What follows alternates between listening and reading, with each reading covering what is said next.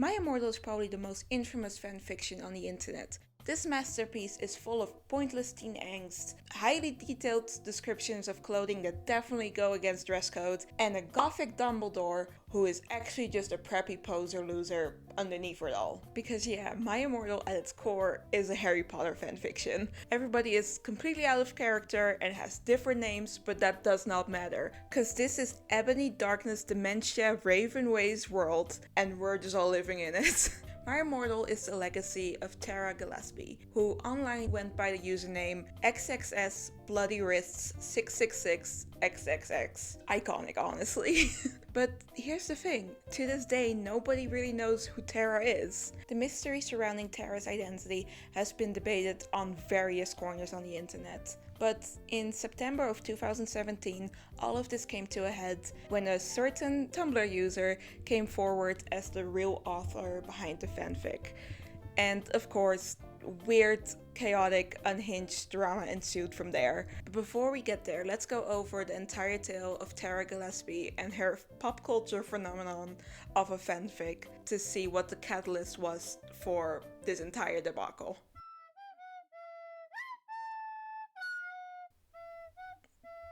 So yeah, hello lads, my name is Rochelle, and today we're gonna talk about a topic I have been interested in for years, honestly.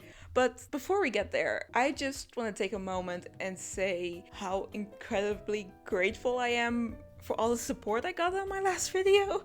I literally don't know what to say. How did you guys get here? 2,000 followers? I didn't think I would get to that number in years. Truly, thank you so much.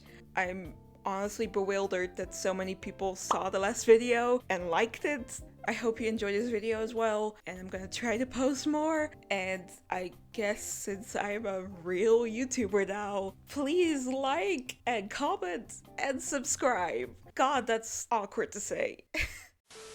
Here's a content warning for this video as well, or how Tara would say, extremely cray content for your excretion advised. Some of these are themes from the fanfic itself, but I included them anyway because we're gonna be discussing some in more detail. My Immortal, which of course is named after the iconic Evanescence song, was written throughout 2006 and 2007. It is commonly known as the worst fanfic ever written, and 18 years later, people still don't know if it was truly written by a preteen girl or by a troll pretending to be one. The first chapter was originally posted on fanfiction.net on the 3rd of March in 2006. While fanfiction.net was one of the bigger fanfiction hosting sites on the internet back then, there was a big portion of readers that didn't like the site at all. It even got the nickname the Pit of Voles by the time the early 2000s rolled around. For the first 15 chapters, Tara was held by her friend Raven, who proofread and edited some. Definitely not all, but some of Tara's spelling mistakes throughout the fanfic. The fic itself consists of 44 chapters. This includes chapter 39, which was written by a troll who supposedly hacked into Tara's account. This person is only known as an anon author who will silently not reveal her identity because she's a coward. Try saying that 3 times. An anon author who will silently not reveal her identity because she's a coward. An anon author who will find it. While this anonymous girlie made the most coherent chapter of the fanfic, it's still unclear if this was a genuine hacking. Some people speculate that it might have been like an inside job by Tara and Raven themselves as some way to mess with people even more.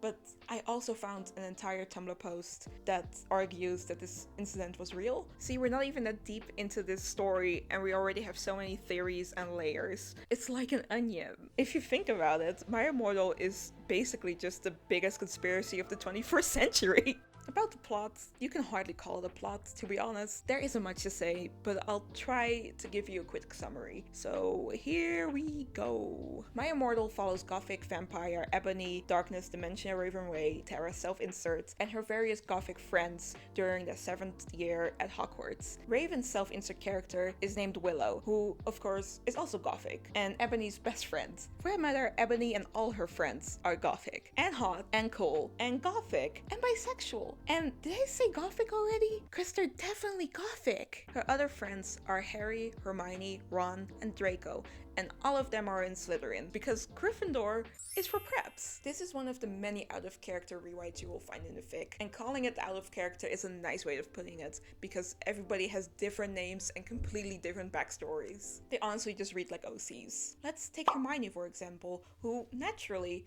is a vampire now, and goes by the name Bloody Mary Smith. You see, Bloody Mary was kidnapped at birth, while her mother was killed by Voldemort, which caused her father to then unalive himself soon after due to depression. It's not funny. So I'm sorry. Like, just make another OC at this point. Oh my god. Oh, and she also speaks fluently Japanese now, despite only saying the word kawaii, because weebs are cool and also gothic, I guess. The only nods to the original Hermione was that she used to be in Gryffindor and later transferred to Slytherin, and that she also had the time toner for a bit. It doesn't matter, honestly. Just trust me on this, basically all characters are butchered in basically the same way. We don't get to know much either about their education at this magical wizard school. Instead, we are forced to read about the horrendously executed love triangle between Annabee, Draco, and Vampire, who of course is Harry Potter. So due to this love story, the entire fic is filled with really awkward and unrealistic scene. Here's a little excerpt, just so you know what I'm talking about. Draco leaned in extra close, and I looked into his gothic red eyes. He was wearing color contacts, which revealed so much depressing sorrow and evilness. And then suddenly, I didn't feel mad anymore. And then suddenly, just as Draco kissed me passionately, Draco climbed on top of me and we started to make out keenly against the tree. He took my top off, and I took off his clothes. I even took off my bra. Then he put his thingy into my you-know-what, and we did it for the first time. Oh, I screamed. I was beginning to get an orgasm. We started to kiss everywhere, and my pale body became all warm, and then... What the hell are you doing, you motherfuckers? It was Dumbledore. This was still in chapter 4, so it was proofread by Raven. Also, Audible, hit me up. So the story of this fic finally begins when Voldemort finds Annabee, and he gives her a very important task to kill Vampire Potter with a gun. And if she doesn't do this, he'll kill Draco, I guess, which is kind of a step down from the original high stakes Voldemort brings, but that's just my opinion. Eventually, this leads to Annie having to go on a mission back in Tim to seduce young Voldemort, aka Tom Satan Bombadil, to stop him from turning evil in the first place. However, we never find out what happens, because 44 chapters in, just before the final battle, Tara just kinda fucked off and stopped updating altogether, and that's where the fanfic ends. There are only 2 other fics that are officially tied to the My Immortal universe. About 2 weeks before My Immortal went live on the internet, Raven posted her own fanfic. It was 5 chapters long and called I'm Not Okay. While better written, it still has the same vibes as My Immortal, so it's seen as kind of like a standalone predecessor of it. The last chapter was published on April 6, 2006, supposedly due to Raven getting bored of it, but it also conveniently lines up when Tara and Raven had a falling out. But that didn't last long anyway, because on May 16, 2006, they published a 1-chapter fanfic together called The Ghost of You, and this one is seen as a spiritual successor to My Immortal. Honestly, the only thing I remembered that was connected to it was that Tara at one point wrote Twilight fanfic, but apparently that wasn't even confirmed to be truly made by her. I could have sworn it was written by her, but I guess it was just a troll. But like, I don't know, man. Make reality whatever you want it to be. At this point, nothing is real anymore. Also, if anybody wants me to read these fics or review them, let me know and I'll do it. That's both a promise and a threat.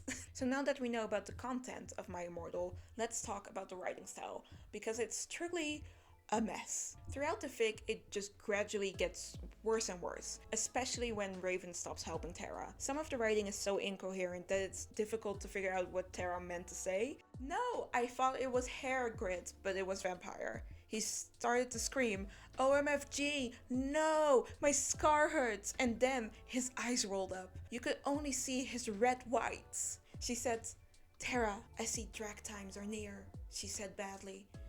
She peered into the balls. Abracadabra, he yelled at Snape and Lupin, pointing his womb. I took my gun and shot Snape and Lupin a gazillion times and they both started screaming. Let's hear it for Trans King, Vampire Potter, y'all. Truly the representation trans men were searching for all along. No, but seriously, pointing his womb, I guess she meant like wand, but like how do you mess up that bad? The quote itself also shows the immaturity you'll find throughout the entire fic. Tara just doesn't seem to care about accuracy, and it also seems like she just doesn't know that guns are lethal weapons. Because I'm pretty sure both Snape and Lupin are fine afterwards. While it's mild, it's also an example of how the fic is filled with like sensitive topics, but Tara just never truly seems to understand how to correctly go about handling them. This fic wouldn't have gotten as much attention as it did if it was just filled with goth characters doing it and wizard guns, I guess. We'll get to this in a bit, but it's partly due to the sheer amount of content Tara put out in a short amount of time. But for now, let's focus on why it got so many responses at the time it was being publicized. The horrendous handling of various serious topics. Content warning for the next bit. One of the bigger examples of Tara completely talking out of her ass is her weird subplot about Snap and Lupin, aka Snape and Lupin. In this fic, they are Voldemort's main two death dealers. They both undergo complete character assassinations because they film Ebony while she's taking a bath to blackmail her, so that if she doesn't kill Vampire, it gets leaked to the entire school. While they are filming her, Lupin is also masticating as well. But it's okay, because Ebony later finds them doing it in the hallway while Dobby was watching, so she takes pictures of that to blackmail them by showing it later to Dumbledore. As a result, they get sent to St. Mango's for a few chapters, because apparently that's all the legal ramifications that pedophiles deal with in that universe. The ways these topics are handled really hits harder when you have to say them out loud.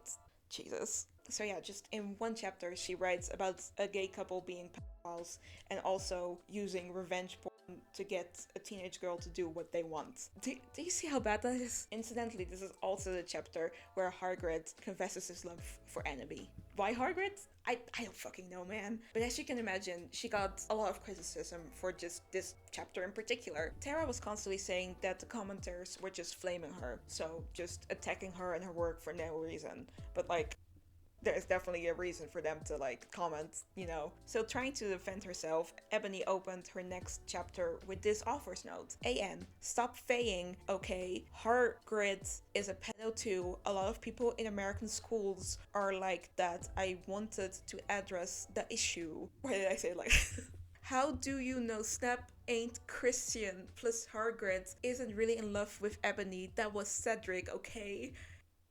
Okay, so there's just a lot to unpack here. First of all, why was it mostly focused on Hagrid when Snape and Lupin were literally committing crimes before he was even in the chapter? And even then, in the end, she backtracks and say it wasn't Hagrid, but Cedric instead, even though he was never mentioned before. And Cedric is an actual student, but she said Hagrid was still a pedo. So is he a student but still old? Then, how old is he? If it's year 7, I think he would be 69. This man wouldn't be a student. He would be in a retirement home. And if she truly wanted to address the issue, why didn't she take this sensitive topic more seriously? Because she doesn't even say anything important or thought-provoking about this problem. Like, how is she even addressing it? It just happens, and then the perpetrators basically deal with no consequences. If she truly wanted to portray how horrible the situation is, she could have had Snape and Lupin be fired, be put on trial, and convicted.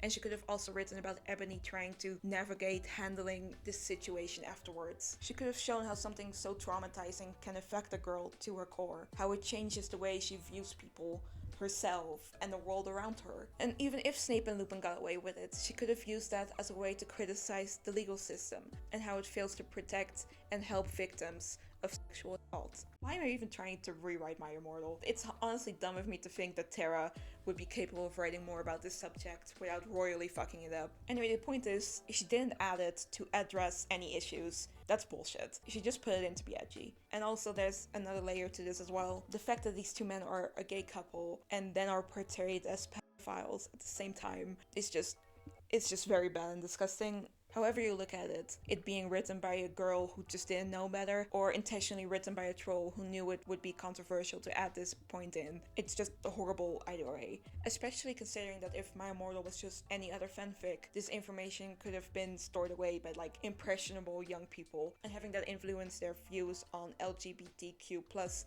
issues later on. That really is a mouthful. Because this idea that all gay men are pedophiles and groomers is a very common and very false allegation that has been circling around for years. It's something pushed to discredit and vilify the queer community. I don't want to get too much into it, but I just want you to understand the serious connotations behind this. Moral panic about gay people isn't a new thing. Think of the AIDS crisis in the 80s and the 90s, or the Lavender Scare that peaked during the Cold War. This specific idea of gay men being pedophiles can be traced back to 1977, when Anita Bryant headed the Save Our Children Coalition. This group tried to repeal an ordinance that partly banned discrimination on queer people. Not even something that fully got rid of discrimination. Just partly, just a tiny bit of equality, and that was already too much for these people. Even to this day, you can still feel the influence of these types of smear campaigns. Think of the current trans bans that are trying to go into effect all over the US, the Don't Say Gay bill, and like all the shenanigans going on in Florida, and even maps. A minor attracted person, aka a pedophile. These disgusting assholes are literally using these conspiracies to both get away with being pedophiles and also shoehorn their way into queer spaces as a way to be accepted. God, I need a drink.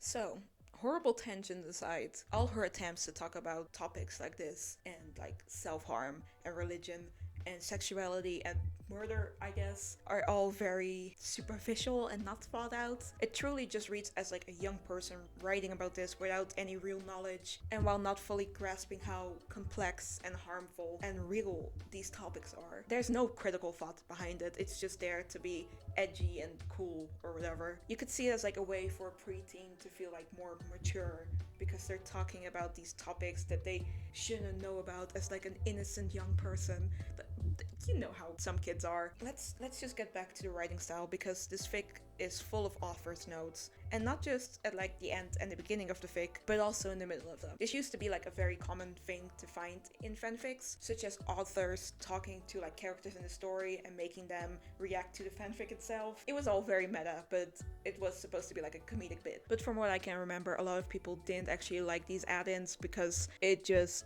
read as like kind of childish. You know, like that's fine, it's a fanfic, do whatever you want. But when Tara did this, she never purposely added anything comedic to it or anything of substance in general. She mostly used it to like explain her puns and tell Prepz and posers to fuck off. And like author's notes in general aren't a bad thing. It still happens today, especially on AO3, where you can find like some ones. Besides that, the characters' reactions and actions also feel very fake and childish. And I'm not even talking about how out of character the canonical characters are. They just don't feel fleshed out or real despite the traumatic backstories that were shoved onto them. Like all of it is just irrelevant because it doesn't even affect the story. It just makes characters goth somehow. Because sure, yeah, you definitely only can become goth if you're traumatized beyond belief as a young child, and not just because you like the subculture and like enjoy gothic music and media, you know. There's also just no world building, which is kind of an achievement when looking at the original, because there it also just quickly falls apart if you just look at it for a second, but that's another story. Instead of having an entire wizarding world to focus on, we just got Ebony, who is the center of the entire My Immortal universe. Basically, any character that isn't a prep worships the ground she walks on. Her friends don't really have interests outside of her own, and the guys are just there to be love interests. Like, even Wormtail confesses his love to Enemy at one point. Wormtail, this dude, what the fuck? Looking at the main love interests, Draco and Harry, it's even more evident, because they're just there to fulfill Enneaby's desires and don't have anything else going on character-wise. Like, them being like a snobby wizard supremacist and like the literal actual chosen one is just gone. They just have no agency and nothing is left of their original personalities. Readers also point this out very early on, to which Tara responds by saying, "I said stop flaming, okay? Ebony's name is Enneaby, not Mary Sue, okay? Draco is so in love with her that he is acting different. They knew each other before, okay?" She also goes on to completely change Harry's appearance so that he now has some stubble and like looks like Joel Madden. Hey Tara, just a question. Did you even like the original Harry Potter characters? Cause what the fuck is happening here, babe? What the hell is this? And speaking of Harry and how he's supposed to be the chosen one, no, he isn't. Despite Voldemort still wanting him dead, he doesn't actually put obstacles in Harry's way or try to go after him himself, but instead he focuses on Enneaby. Harry is basically a damsel in distress next to perfect Ebony, Darkness, Dementia, Raven Way. And so we get to the topic of Mary Sue's. Ebony was already being called one around chapter 4, and all these years later, now she's seen as like the poster child of it. A very blatantly idealized self-insert who is beautiful and perfect, and everybody and everything revolves around her. She's someone who can't do anything wrong, who has extraordinary powers and has no real character flaws. So how did Tara go about disproving this? Well, by adding this, of course. "It's so unfair," I yielded. "Why can't I just be ugly or plain like all the other girls in Prepz here? Except for Bloody Mary, because she's not ugly or anything." "Why would you want to be ugly? I don't like the Prepz anyway. They are such fucking sluts," answered Draco. "Yeah, but everyone is in love with me. Like, Snape and Lupin took a video of me naked, Hagrid says he's in love with me, Vampire likes me, and now even Snaketail is in love with me. I just want to be with you, okay, Draco? Why couldn't Satan have made me less beautiful?" I shouted angrily. Author's note, don't worry, Ebony isn't a snob or anything, but a lot of people have told her she's pretty. "I'm good at too many things. Why can't I just be normal? It's a fucking curse," I shouted, and then I ran away. You cannot tell me that this doesn't read as your stereotypical preteen who desperately wants to be seen as cool and different. Which, as a side note, I was listening to lmao reviewing Onision's newest excuse of a book, and his writing style really reminds me how Tara wrote My Immortal. Some people online seem to have the idea that when I was in high school, I was a slut. Who has ever said this? But it brings you to question, why do people who spread rumours online think I'm capable of sleeping with countless people? Not only morally, but you really think I'm that attractive? All I put here was a crying upset face emoji. God, I hate that I'm now also thinking about Onion Boy while making this video. I just keep creating new circles of hell for myself. So, okay, even after all of that, we still don't know much about Tara herself. Besides that she's a goth and that she's possibly illiterate. Sorry. No, but she's probably just like really dyslexic like me, because I also very much relate to constantly misspelling everything without realizing I'm doing it. If we want to know more about Tara, we don't have that many places to look at. We just have the author's notes and her fanfiction.net profile to go off. Her favorite bands are Linen Prack and unnamed Goothic bands. While disliking all pop music, of course. She lists her favorite movies: Corpse Bride, Mean Girls, Van Helsing, and any other horror movie. First of all, I love that this implies that Mean Girls is a horror movie. And secondly, why is that on the list? Because that's like one of the most beloved girly movies out there. Maybe she sees it like as a revenge movie on Prepz or something? I don't know. Also, some of the things she likes are Satan, The Cooler Black, Blood, My BF Justin, Suicide, and of course, Eddard Cullen. And her dislikes are just like more general stuff like Prepz and Posers, but also the color pink and Barbie and being alive and homophobes. I'm sorry, girl, we gotta go. The last bit is ironic though, because of the things we talked about before, and because of the casual phobia she sprinkles into her author's notes as well. She actually comes right out of the gate with it in her first author's notes in chapter 1. Special thanks, get it? Because I'm gothic, to my GF. It'll not in that way. Raven. And we can't forget about her author's note of chapter 10, where she has this to say to Prepz: "Stop it, you gay. If you do not like my story, then fuck off." And let's not forget the numerous times she says that bi guys are hot and sexy because of how sensitive they are, which is definitely not fetishizing gay men at all. Let's talk a bit about her boyfriend Justin, who according to her is the love of my depressing life, but he's hardly ever mentioned. At one point she threatens that Justin will beat up the Prepz if they don't stop flaming her story, but he's so fleetingly mentioned that a lot of people think he's not even real at all, and that whoever wrote the fic just kind of forgot about him and stopped giving updates on him. So as I said before, Tara and Raven had a falling out at one point. You could see their personal drama as like a meta subplot of the story, because it's all unfolding in the author's notes of My Immortal and also in the last chapter of I'm Not Okay. There isn't much to say about it though, because it was about like a sweater and a Gerard Way poster, but due to the fight, Tara did write Raven's self-insert out of the story by chapter 16. And not just in a normal way, but by having her murdered by Bloody Mary, who then casually mentions that Lupin is back from St. Mango's, and then did it with her corpse. How is this man not in jail? However, this all doesn't matter, because in the next chapter, Willow is back and they've already made up their fight, I guess. Yet again, it just shows that Tara doesn't give a shit about writing about serious topics. She just added that because she was angry. Tara does share a lot of traits with her self-insert enemy, and apparently one of them is taking an interest in suicide, like she mentioned in her bio. Because it just seems like Tara herself thinks that self-harming and suicide are just like casual things goths do in their free time. I don't know, man, that's just a lot. She just doesn't seem to grasp how much of a serious topic it actually is, because it's used as both inconsequential plot points, but also she uses it in real life to threaten people by saying that she will hurt herself if they don't stop leaving bad reviews. In the story of My Immortal, it's also just implied that self-harm is just like a normal thing that just casually happens at Hogwarts. Ebony does it at one point because she's excited, and a professor suggests a group cutting session as some kind of recreational activity. Due to how flippantly Tara talks about these things, some people think that she never actually hurt herself, and that she used that as both a way to guilt trip people and as an excuse for when she was late to update her fic, which is dire no matter how you look at it. Besides that, the author's notes also give an insight on where Tara and Raven might be from, supposedly. Both her and Raven go to England on separate occasions, and Tara even goes on a 3-day holiday to Transylvania as well. And in chapter 44, Tara says this: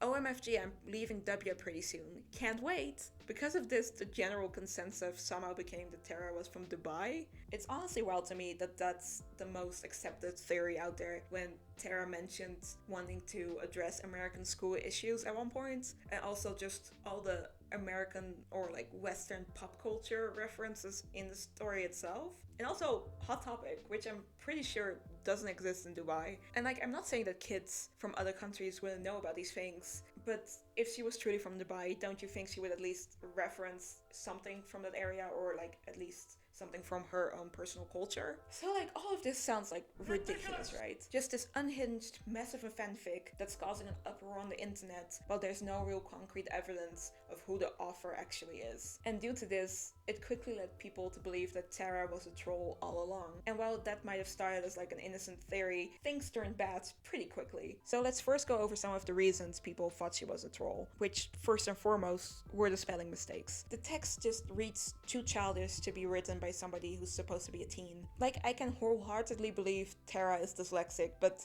even then, how the hell is her spelling so bad so consistently? Like, even after she's being made aware of how bad she's writing, it doesn't change at all. It just seems too exaggerated. And there's also the fact that the mistakes just get weirder and weirder throughout the fic. While she has some typing quirks, like how she spells Prepz, Gothic, or Fangs, all the other things are just way too inconsistent to be seen as that as well. The best example is how she just misspells everybody's names. And also, you cannot tell me that Dogfather instead of Godfather wasn't intentional. Then there's also the whole goth thing. Tara desperately wants people to believe that she's super gothic by constantly name-dropping goth things without seemingly realizing that these things are either like mainstream at best or not gothic at all. You could almost say that Tara herself is a poser.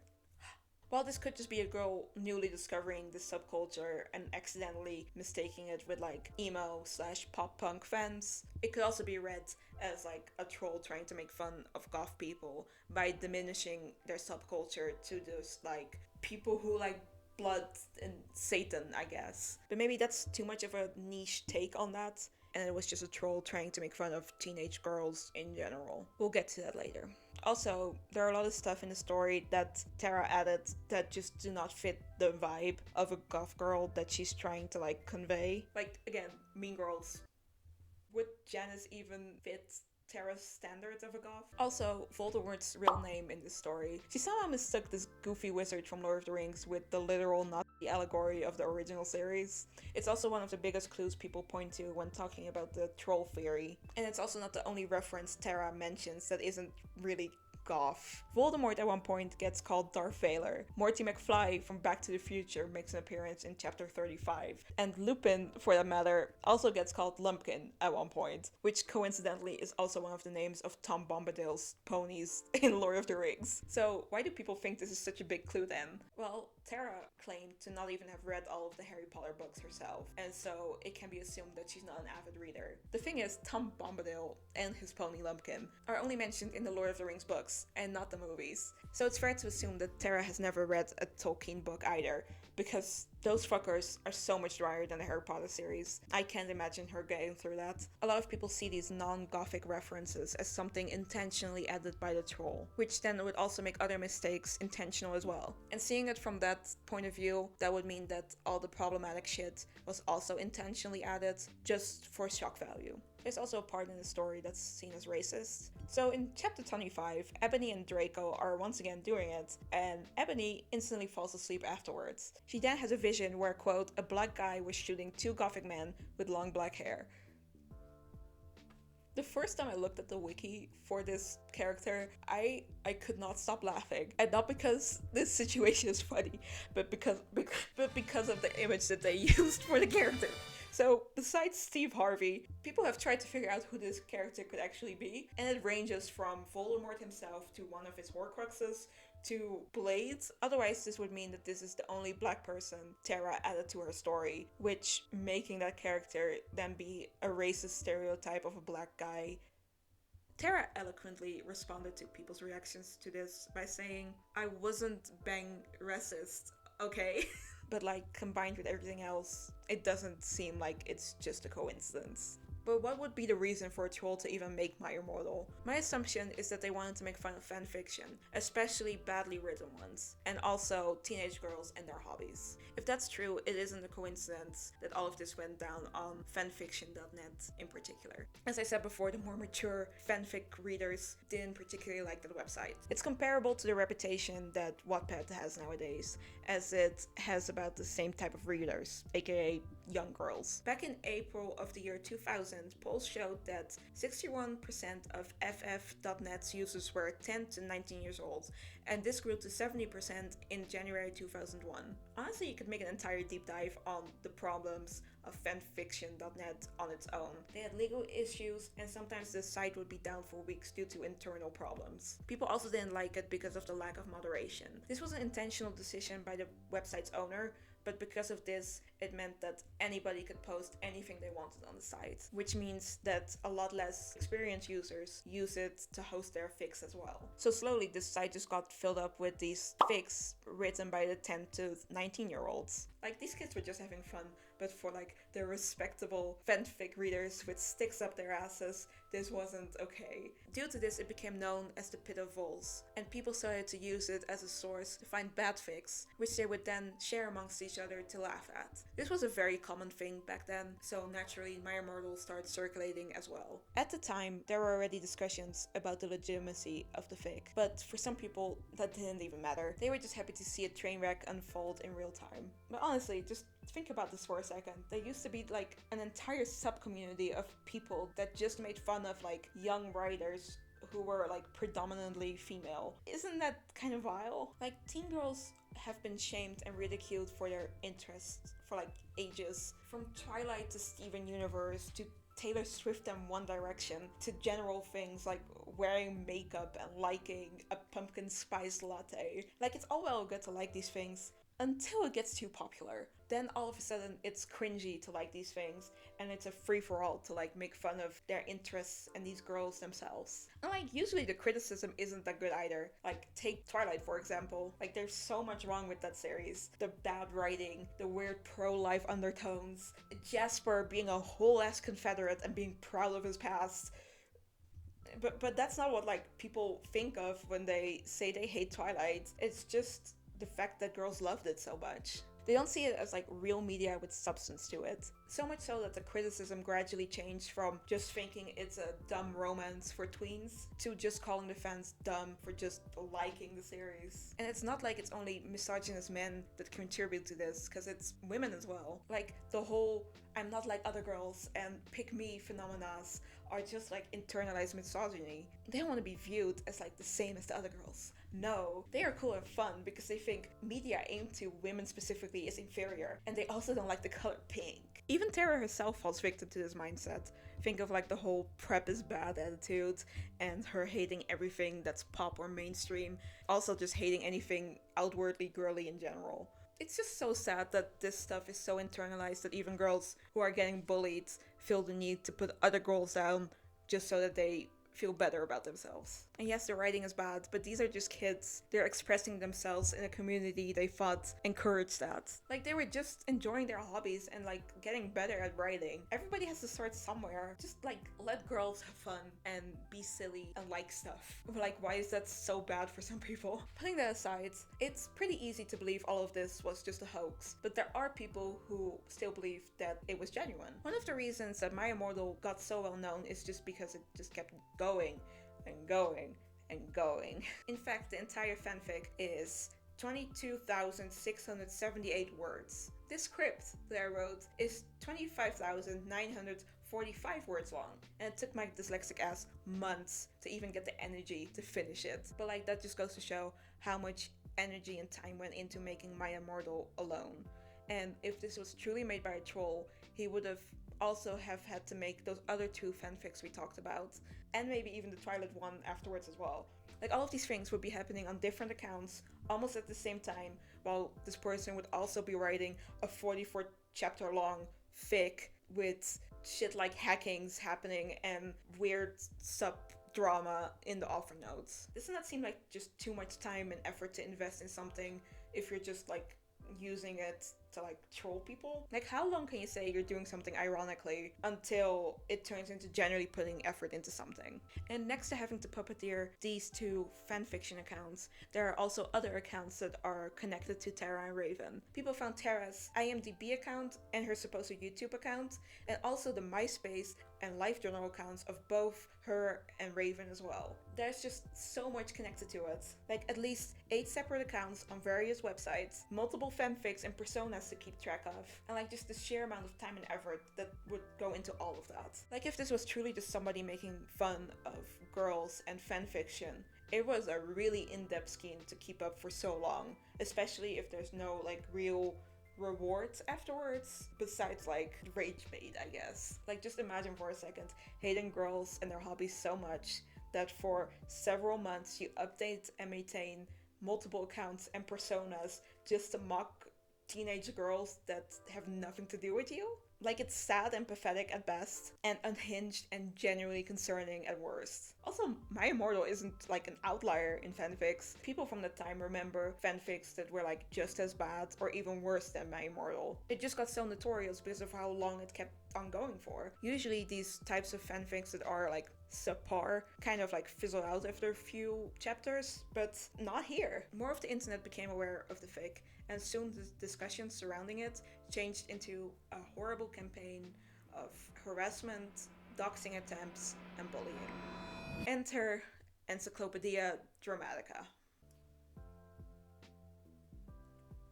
So, Encyclopedia Dramatica, or ED for short, is a satirical wiki aimed to document anything on the internet that they deem to be bad and cringy. It was known for its racist, homophobic, and anti-Semitic language, and also for just a huge amount of shock content and uncensored, not safe for work content you could find on it. We won't get into it, but there's a lot of controversy around that website. But as you can imagine, people from this website were frequently involved in online harassment campaigns and just trolling culture in general. In my opinion, it's kind of weird that they took interest in My Immortal in the first place, because compared to Chris Chan, this is really fucking mild. They are literally the reason why Chris became known in 2007. Without ED, there wouldn't be a quickie. Without the quickie, there wouldn't be a Kiwi Farms. So when they found out about the fic, they took everything to a next level. It was them who first discovered all these other accounts from Tara and Raven and also posted them online for everybody to see. However, these websites have long been purged by either the girls themselves or the respective websites, so I can't show you screenshots of it. What I can show you is an old LiveJournal account by the name of GothicGirl666, which very likely seems to have been Tara's. It has the same chaotic spelling mistakes, it mentions a fanfiction that's being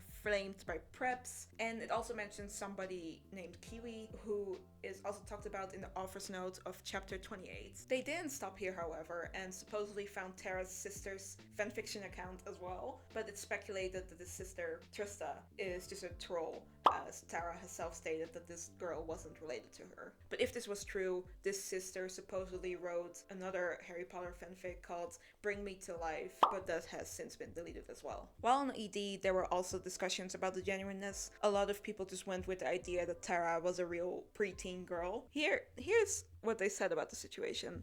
Tara does seem to be a real person with a history of displaying gothic/R-word habits, and has accounts on many websites corroborating her persona. Basically using the argument that because of all the accounts involved, it would be too complicated to just be made by one troll. Because of ED's involvement, other similarly HARASS communities started to make fun about Tara and her fanfic as well. And from there, entries about it were written on tvtropes.com, various badfit blogs, somethingawful.com, and ytmnd.com.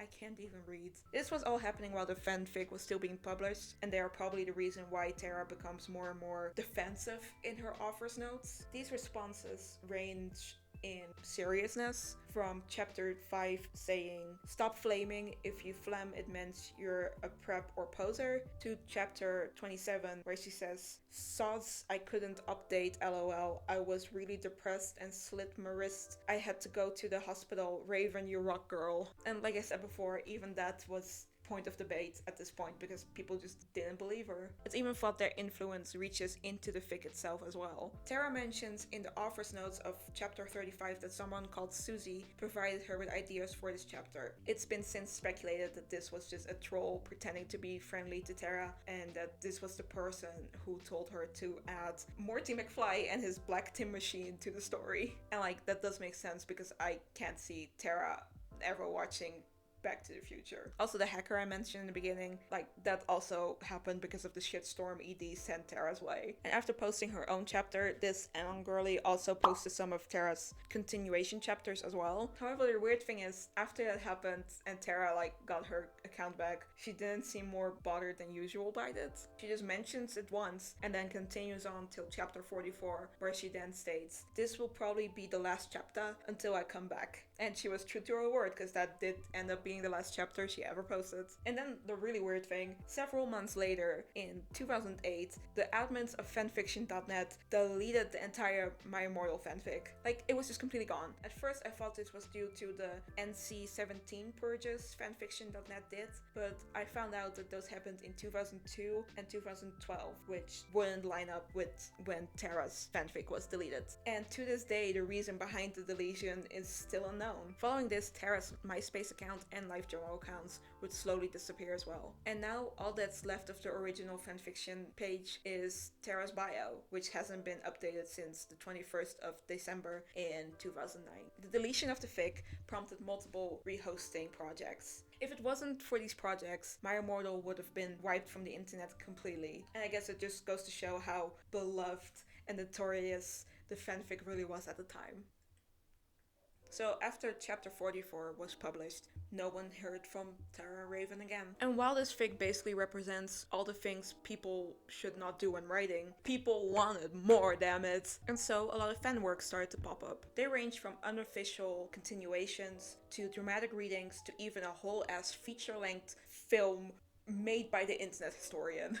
It just goes to show how much of a cultural impact My Immortal had on the internet. It's honestly astonishing how much of a reach it has even to this day. At one point, I was really into consuming any media related to My Immortal. The main adaptation I watched was made by a channel called God Matrix. Honestly, it's still my fave to this day. They never finished the entire fic, but honestly, I don't blame them. Thank you for your service. I hope you're doing good wherever you are.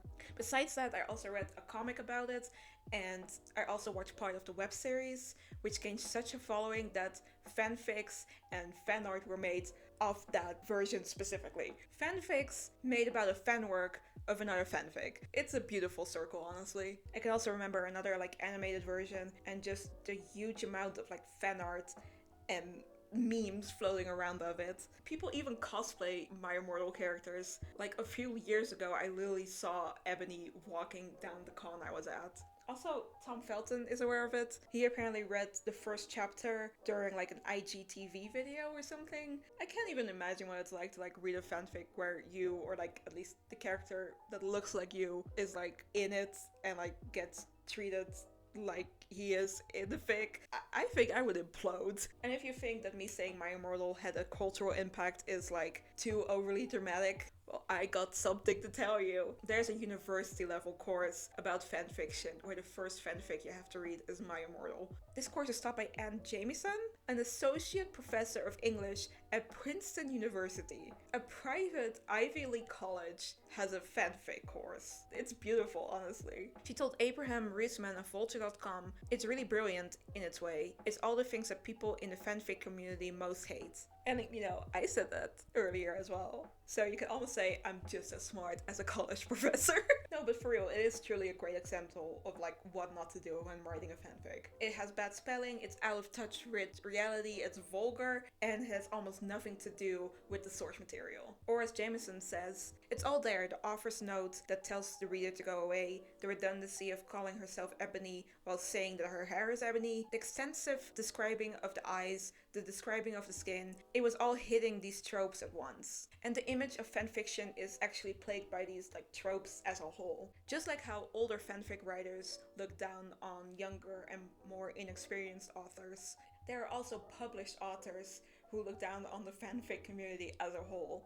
These people don't see fanfiction as a legitimate form of literature, either because it's derived from somebody else's work or because they see it as unoriginal, childish, and just bad all around. And My Immortal, Controversies and all, don't help with this stigma. So as you can tell, My Immortal has, for better or for worse, left an impact on the internet and beyond. The interest of the author behind this monstrosity never truly went away. So slowly after Tara's radio silence, multiple people started to come forward saying that they wrote My Immortal. Some as a prank, and some in a more serious manner. For example, there's Gothic Blood 666 on fanfiction.net who just wrote, "Why hello there, I am a troll. I was pretending to be Tara Gilesbie." And then there's another fanfiction.net user called The Batman, and he wrote a now deleted confession on the matter. They claim to have co-written My Immortal and state that they started reading fanfics in 2004 and then proceeded to post their own fanfic called A Day in the Life. But this fanfic received more hate comments than positive ones. Through this, the Batman got contacted by a person they don't mention by name who wanted to create the worst fanfic ever written. From there, they supposedly created the rough outline of the story through MSN messages. He speculates that the fic either was taken down due to the first sex scene in it, or because of all the Good Charlotte lyrics. He also never expected My Immortal to blow up as big as it did. The feud between Tara and Raven was slightly based on reality as well, as the two co-writers had a falling out, which led to the Batman being locked out of the account after chapter 15. He has since retired from trolling and ends his message by saying that he actually really is dyslexic. Honestly, I don't know what to think of this. The fact that it's full of mistakes like Goggle instead of Google and other general dyslexia, grammar mistakes or whatever is on brand, but there's no real actual evidence to support any of this. I even tried looking up his original account, but if I found the right one, it wouldn't even help with his case because it wasn't even made in 2004, as he stated before. So, on to the next suspects, and my personal favorites, to be honest. They are actually kind of an outlier though, because they didn't come forward claiming to be the author, they were just connected to it through ED. We're talking about the YouTube channel called XX Bloody X Kiss XX, which was active for about a year and ran by two girls named Tara and Raven. I remember when I first saw this, and I was absolutely convinced that these two girlies were behind the masterpiece. But they have since been tracked down.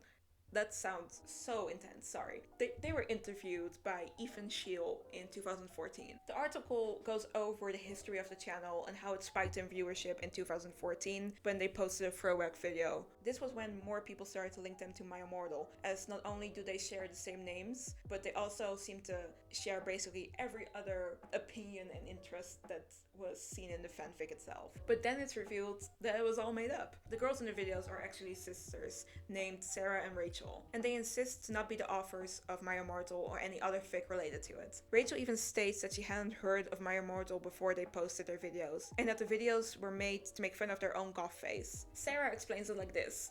We decided it would be really funny to make fun of ourselves, but also we made these videos to sort of troll other mall goths, because we knew that since we had sort of been through that period where Hot Topic is everything, all these really terrible bands that you think are so rebellious but actually aren't, those bands are your life. Nobody understands you. This isn't a phase, this is a lifestyle, that sort of thing. Anyway, it would be really funny to troll these people that were sort of going through what we went through at the time. While they enjoyed the attention their channel got, they were still kind of confused by it because for them it was very obviously fake. And they stopped making videos because they simply haven't lived together since 2008. However, in 2021, Raven came back to the channel, confirming their videos were made to troll the internet and to repeat that they did not write My Immortal. After this, bloopers were posted, vault videos, and even a Q&A going over why she came back to the internet, how she came up with the Tara and Raven personas, and just general life questions. However, after this, it went inactive again, but I just hope that they're both living their best lives. It is, however, weird that they chose the names Raven and Tara if they didn't know about the fanfic beforehand. So despite Rachel saying, Sarah and I know that we weren't responsible for the worst fanfiction ever written, other than that, it doesn't matter, some people still consider them viable suspects. And then we have Toby, who has been claiming to be the real author of My Immortal since at least 2008 up till September 2020, when he confessed on Reddit that he was lying about everything. Sometimes you get so caught up in a lie you keep lying to save face. I'm a compulsive liar, that I admit. I'm an incredible sense of guilt misleading everybody. I therefore insist on confessing. I am not Tara Gilesbie, and I did not write My Immortal. I, however, did have contact with the real author. We became acquainted over a decade ago. I have since lost contact with her, but I was able to find out her real identity, and no, I won't reveal who she truly is. That is a secret I will take to my grave. Sorry for deceiving everyone. Toby. His claim of knowing Tara, however, can't be verified because his screenshots that he shows could easily be faked. Honestly, you could just make an entire video on just Toby. He had a DeviantArt account by the name of Todd Gilesby. He's the author behind a fake My Immortal sequel called My Immortal 2, Wake Me Up Inside. He's listed as one of Tara's favorite authors on fanfiction.net as XXX Midnight Goth XXX, and he was even interviewed by Sarah Z. She then found out that Toby had online fights with himself on fanfiction websites by pitting over 20 sock puppet accounts against each other. Sarah ends up speculating that Toby might have been the person that hacked Tara's account, as it lines up with when Toby's account was favorited on that website. If you want more information about Toby, definitely watch Sarah Z's videos.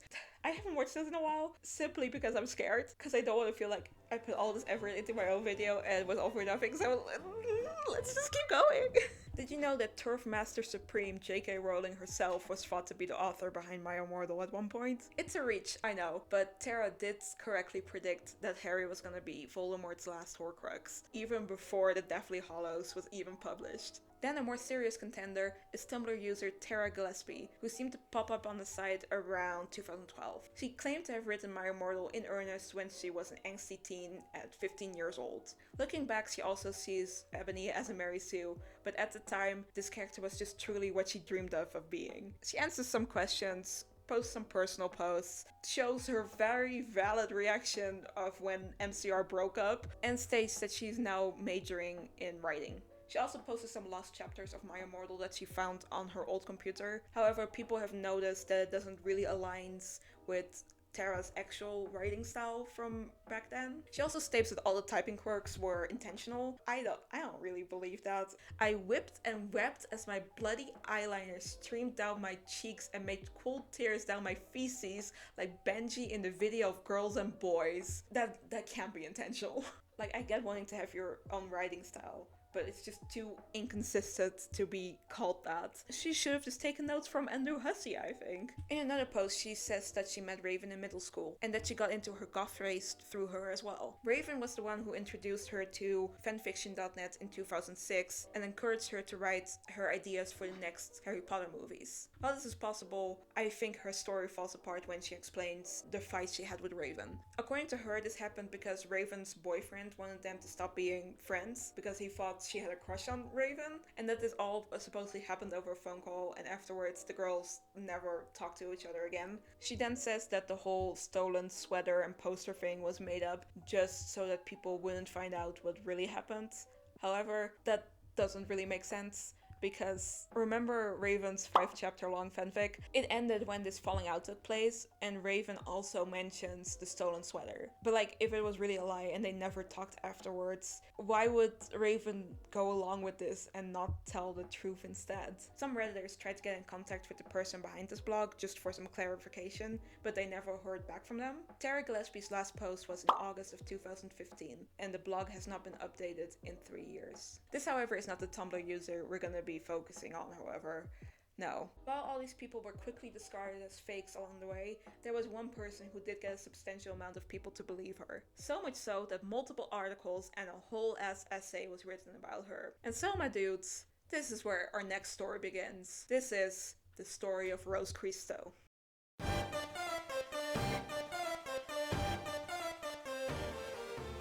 You shouldn't be able to buy your way onto the New York Times list, but here we are.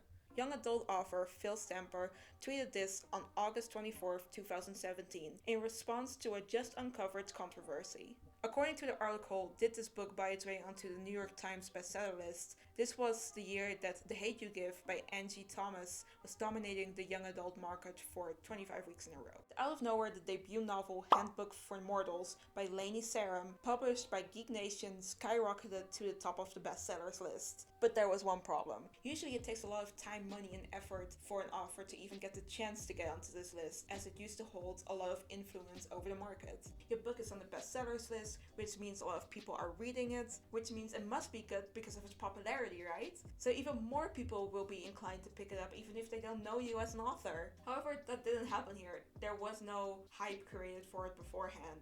Nobody was talking about it online. It just one day showed up and got on the list. This was also Geek Nation's first time publishing a book, and they already had plans to make it into a film franchise as well.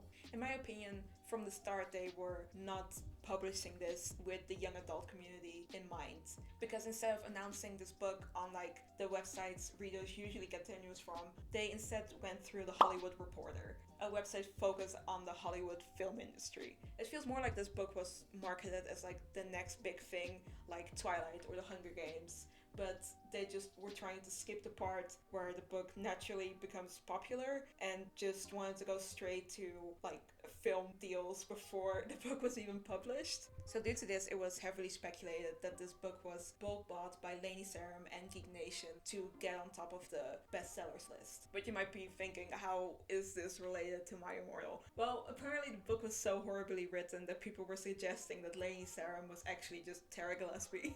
That's honestly kind of brutal. Then on August 2nd, someone updated a fiction press account called XXX Bloody Black Tears 666 XXS X saying, I guess nobody remembered I was on Fiction Press too.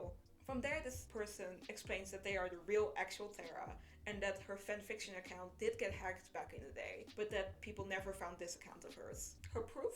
She says let the account's creation date speak for itself. March 31st, 2006, which is around the same time that Tara started posting My Immortal on fanfiction.net. Another update came on the 27th, stating she received several messages asking if she was Lainey Sarum, which she denied, and then divulged she only uses Tumblr for social media, where she uses her real name. A final update came on the 31st, where she divulged a few things. She had forgotten about the Fiction Press account and only remembered it after talking about My Immortal with her agent and editor. She can't get back into her old fanfiction.net account and claims that it was two girls from the Philippines who hacked her because she hadn't really even beefed with them on a forum. She then dove more into the Lainey Sarum topic as well. I'm a massive fan of The Hate You Give, which I consider an incredibly important literary work. Sarum trying to scam it out of its spot on the NYT literary list left me feeling sick to my stomach. Her update ended with a final message. P.S. Undyne is my wife. Ha ha ha. Suck it, haters. Okay, yeah, whatever. So, okay, it's a random person claiming to be Tara again. Why are we focusing on this? Well, two reasons. It's the most recent authorship claim to this date, and because the story went viral far beyond Tumblr. And you wanna know why? Because of fucking BuzzFeed. Your finest quality news source with riveting articles such as 10 signs your cat is a wizard and we need to talk about Voldemort's dick. No, we don't. On September 5th, BuzzFeed's news reporter Alana Bennett published the article "People Think They Have the Answer to the Decade-Long Mystery of Who Wrote My Immortal." Can people please make smaller titles for their articles? Oh my god. But in this, Alana gives us a timeline of this situation. While the fan press updates didn't get much attention on their own, over on Twitter people were still making jokes that Lainey Sarum wrote My Immortal. Because of this, on August 24th, Tiffany Shelton, an editorial assistant from St. Martin's Press, tweeted this: "We have a book with the girl who wrote My Immortal. Definitely not the same person as this nut." This is fucking hysterical to me because she basically called somebody crazy while tweeting in relation to her actual job. Does that not feel like a PR nightmare waiting to happen? This tweet prompted people to start looking around, and Tumblr user PP Strella basically burst the case wide open. They came to the conclusion that a 27-year-old woman named Rose Christo was the author behind My Immortal. Rose is a young adult author who constantly talks about Undyne on Tumblr. Like, actually, constantly, all the time. She is everywhere. They also found Rose's Twitter under the same username, where she talks about The Hate You Give and Undyne again. And then to tie it all together, on the 31st of August, Rose tweeted this: "Please don't respond to this post. I need somewhere to save images in case of hardware failure, and Twitter works well." Then a screenshot can be seen of her being logged in to her aforementioned fan press account. Over on her Tumblr, her first visible reblog was related to My Immortal as well. The post itself is already like a lot, saying that the canon TERF character of the day was Ebony Darkness Dementia Ravenway from My Immortal. Imagine having to dig so far to find like a supposed canonical TERF character that you start pulling up like notoriously bad fanfics. Anyway, after that somebody reblogged it and added, "This is hilarious to me because the author of My Immortal uses this site regularly and she despises TERFs." To which Rose then reblogged it saying, "Trans women are women, sorry I don't make the rules," and then adding in the tags, "I wouldn't say regularly, but I do creep on you every now and then," implying heavily that she's the author of My Immortal. But that's not all. Tumblr user PP Strella also looked into Tiffany Shelton's tweet and found out that Rose had a book deal with St. Martin's Press to publish a memoir called Under the Same Stars: The Search of My Brother and the True Story of My Immortal. So at long last, people finally thought they found their mystery author. From the 2nd of September on, Rose started to get more and more questions over on her Tumblr. She confirmed that My Immortal is gay culture, somehow, that she wrote it when she was 15, Raven is real, her memoir will come out in spring 2018, and that she can't say much more about My Immortal or Raven, because it will all be revealed in the book. And then finally on the 4th, she confirms that she is indeed the author of My Immortal, and that she's done denying it. From there, BuzzFeed gets a hold of the story and then publishes this article the next day. They end this article with a BuzzFeed classic of adding a shitty gif and saying, "So hey, we might wake up a few weeks from now and find out that this, like many before it, was a hoax. Or we might just have found our My Immortal author, and a decade-old mystery is finally, allegedly, solved. Foreshadowing is a literary device in... But they were not done yet, because 2 days later, the same reporter published an exclusive interview with Rose Christo, and so kept a memento of this story going. Here we find out a few more details about Rose and her upcoming memoir. We get our first look at the cover and the precise release date. They also include the official description of the book. In the early 2000s, Rose Christo was separated from her 5-year-old brother and shuttled between foster homes in Brooklyn to the Bronx and back again. Desperate to be reunited with her sibling, she traveled the 5 boroughs, unable to find any trace of him, as New York State child care agencies failed to help her time and again. The Truth is a gripping, compelling, and surprisingly funny story of how a young girl infiltrated and used the fanfiction community to search for her brother by baiting their attention with a deliberately badly written tale, creating a 10-year mystery that garnered pop culture media attention and remains unsolved until now. She explains that her memoir is about her experiences in foster care and family court, through which she was separated from her 5-year-old brother when she was 12. She wants to highlight the issues children, especially Native children, as she is queer herself, face in that system, and that she only came forward as the author of My Immortal because it related to her teen years. She wrote this fic with Raven, a girl she met in the foster system. These two had a school computer, a $5 flash drive from Best Buy, and a dream. And so, My Immortal was born. Rose says that she was vetted for 3 days by a lawyer, hired by a publishing company to make sure she was legit. And that's the article. Thanks, BuzzFeed!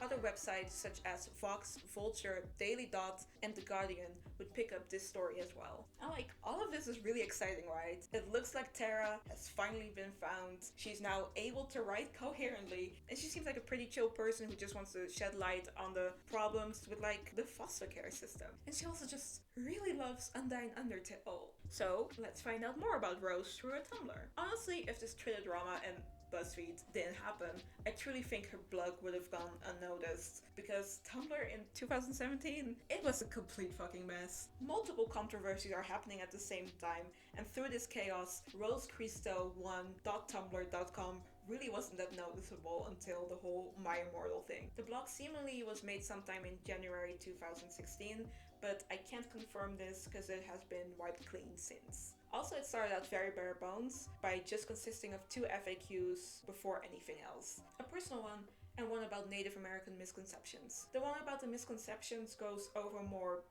general questions that people have about North American indigenous groups. Honestly, these questions seem to mostly lean into conspiracy-esque territory, or just straight up racist stereotypes and misinformation, which I guess is the reason Rose is answering them, to disprove these stances. But some of these things she's rhetorically asking herself don't seem very general at all. I want to say more, but we have to we gotta stick to the script. We'll get to there later, I swear. This FAQ doesn't change that much, but her personal one does. In this, Rose states she's mostly Cree. The Cree are North American indigenous peoples who are one of the largest First Nations in Canada. Rose states that she's both from the East Cree and Plains Cree people. She says she's Lenni Lenape at one point as well, but that gets removed in a later update. So I'm giving you all this information because Rose herself talks about her heritage a lot. In fact, more than half of her personal FAQ is focused on indigenous topics. She doesn't care how you refer to her as,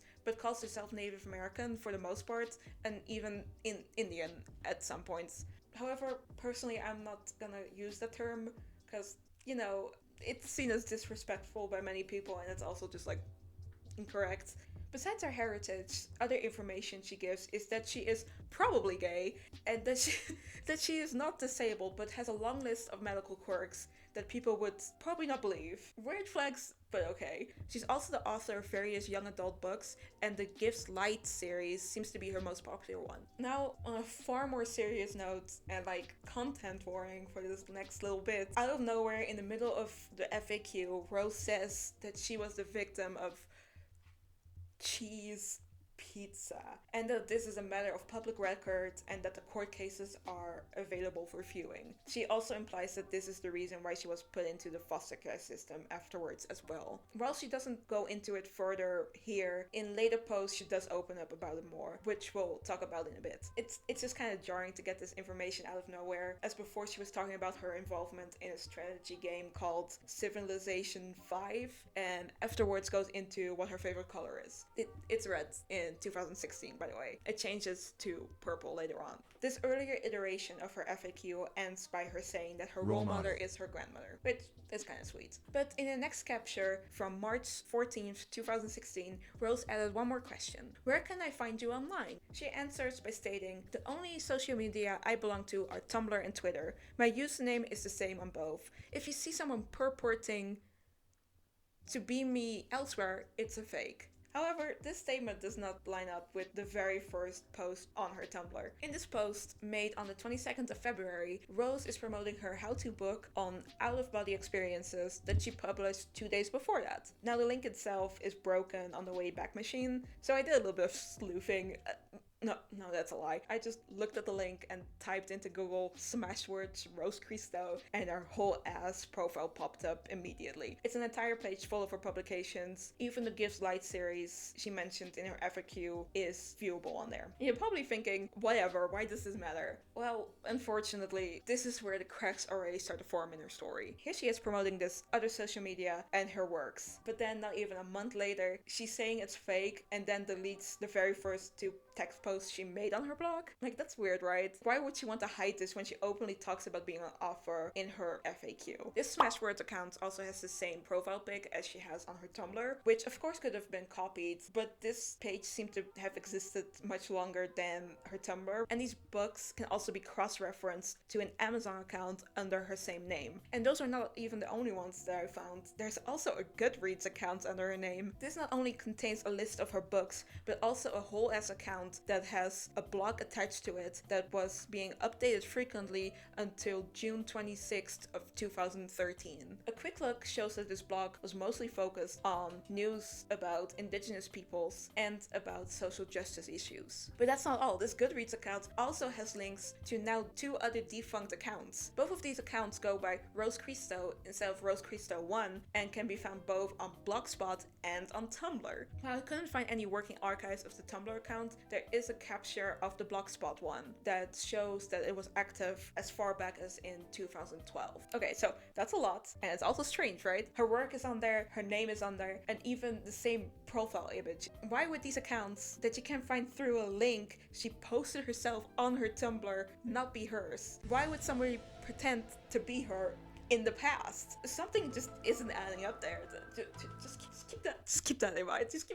However, these 2 original posts didn't seem to get any notes, and on the next capture on April 15th, they were deleted. And after this is when Rose truly started to use Tumblr. It began with personal text posts again, this time going both into her problems with her mother and her childhood trauma. I'm not gonna go into detail because it's about CP again, but there are some points I do need to cover because they're important to the story as a whole. Such as that her mother fucks cops. Oh my god, bro. No, but like, this does show that Rose believes her mother can get away with illegal things because of her connections. This idea gets reiterated in her next post as well, where she says that her mother has never been to prison despite her making CP, according to Rose. She also keeps threatening letters as evidence in case she needs it, and she also says that because of her mother, she thought her brother had died, only to find out later that what happened to him was so much worse. In the next post, Rose states that she cut contact with both sides of her family, saying that for both cultures she's from, travelers and Cree, nothing matters more than family. However, in the context of her mother's side, she says this: travelers have a warped interpretation of this. Nothing matters more means I get to step all over you. I get to shatter your innocence, your peace of mind, and if you don't forgive me when I ask for it, you're in the wrong. On the other hand, she says the Cree community has given her a lot of comfort, but that she can't say the same for her father's family themselves. She says they have been kind to her but are uncomfortable by her existence, as they can't seem to accept that her father had a child with a white woman and then abandoned them. She then says she doesn't keep in contact with her father and she isn't even sure if he's still alive. She then mentions her brother again, saying that she did the right thing to stand up for both of them. Her next post is about her mother and how she's going to file a stalking case. In the tag she writes, "At least it's documented in case she kills me or something," showing how much she distrusts her mother. Then she posts a reminder that she only uses Tumblr. Again, this just doesn't seem the case. Hi guys, so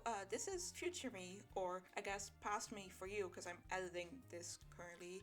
It doesn't matter. Anyway, this text post where she says she doesn't have a Goodreads, that's already a lie. I don't even know why she even posted it, because I don't think anybody asked about it. Those text posts I was talking about, in that she mentioned an Uncle Sam, and this is the same person that gets mentioned in her old blogspot, where she dedicated a whole post to him. And the thing is that this old blogspot is connected to her Goodreads account, because every blog post she posted on Goodreads, there is a link connected to this old blogspot. So, do you know what I mean? That she has to be lying here, right? Like otherwise there's just too many coincidences, because she's using the same name and mentioning an Uncle Sam, and like, what? Okay, let's just continue. She still has a smash words on Twitter, which she both has mentioned on her Tumblr before. After this, there are two more posts, one saying her mother had started harassing her grandmother, and the other being about a political dream she had. We then skip some time, and her next reblog is on March 7th, 2017, which is the post where she reveals she's the author of My Immortal in the tags. After this, she only reblogs one more post about My Immortal, and then just blogs about anime bullshit, and eventually on the 14th of August about Undertale. This kind of continued until the 2nd of September, when she posts, "I can't believe my love for a fictional fish was my downfall." Oh shit, here we go again. Hi, it's me again. I just wanted to tell you one more thing. Before this post where she's like, "Oh, I can't believe my love for a fictional fish was my downfall." A day before this, on September 1st, she made another post about Undyne, and for me, it sounds so... Let me just read it and you'll get what I mean. "Man, I love Undyne. I mean, I love all of Undertale. I'm so obsessed with it. Every character is every character is ridiculously nuanced. But Undyne is just... she's so hilariously over the top, and I love that she has a reputation as the toughest, scariest person all of the underground, when she's actually a huge dork with such enthusiasm for every little endeavor that she just can't help burning her own house down while cooking spaghetti. Undyne is the best. I want an Undertale sequel just for more Undyne, okay?" She really loves Undyne so much, doesn't she? And it definitely doesn't read as over the top as if she's trying to prove something. Because here's the fun thing. Before this, all her posts about Undertale, they're all reblogs. And honestly, most of it is just like all characters from Undertale. There are, of course, posts about Undyne, and it's mostly her talking about her in the tags, which is fine. But you would think if somebody's saying, "I can't believe my downfall came from liking this fish," it doesn't really feel like it. So here's the thing, I'm adding this part in because she is specifically saying she is found because of Undyne, right? She only started posting about Homestuck.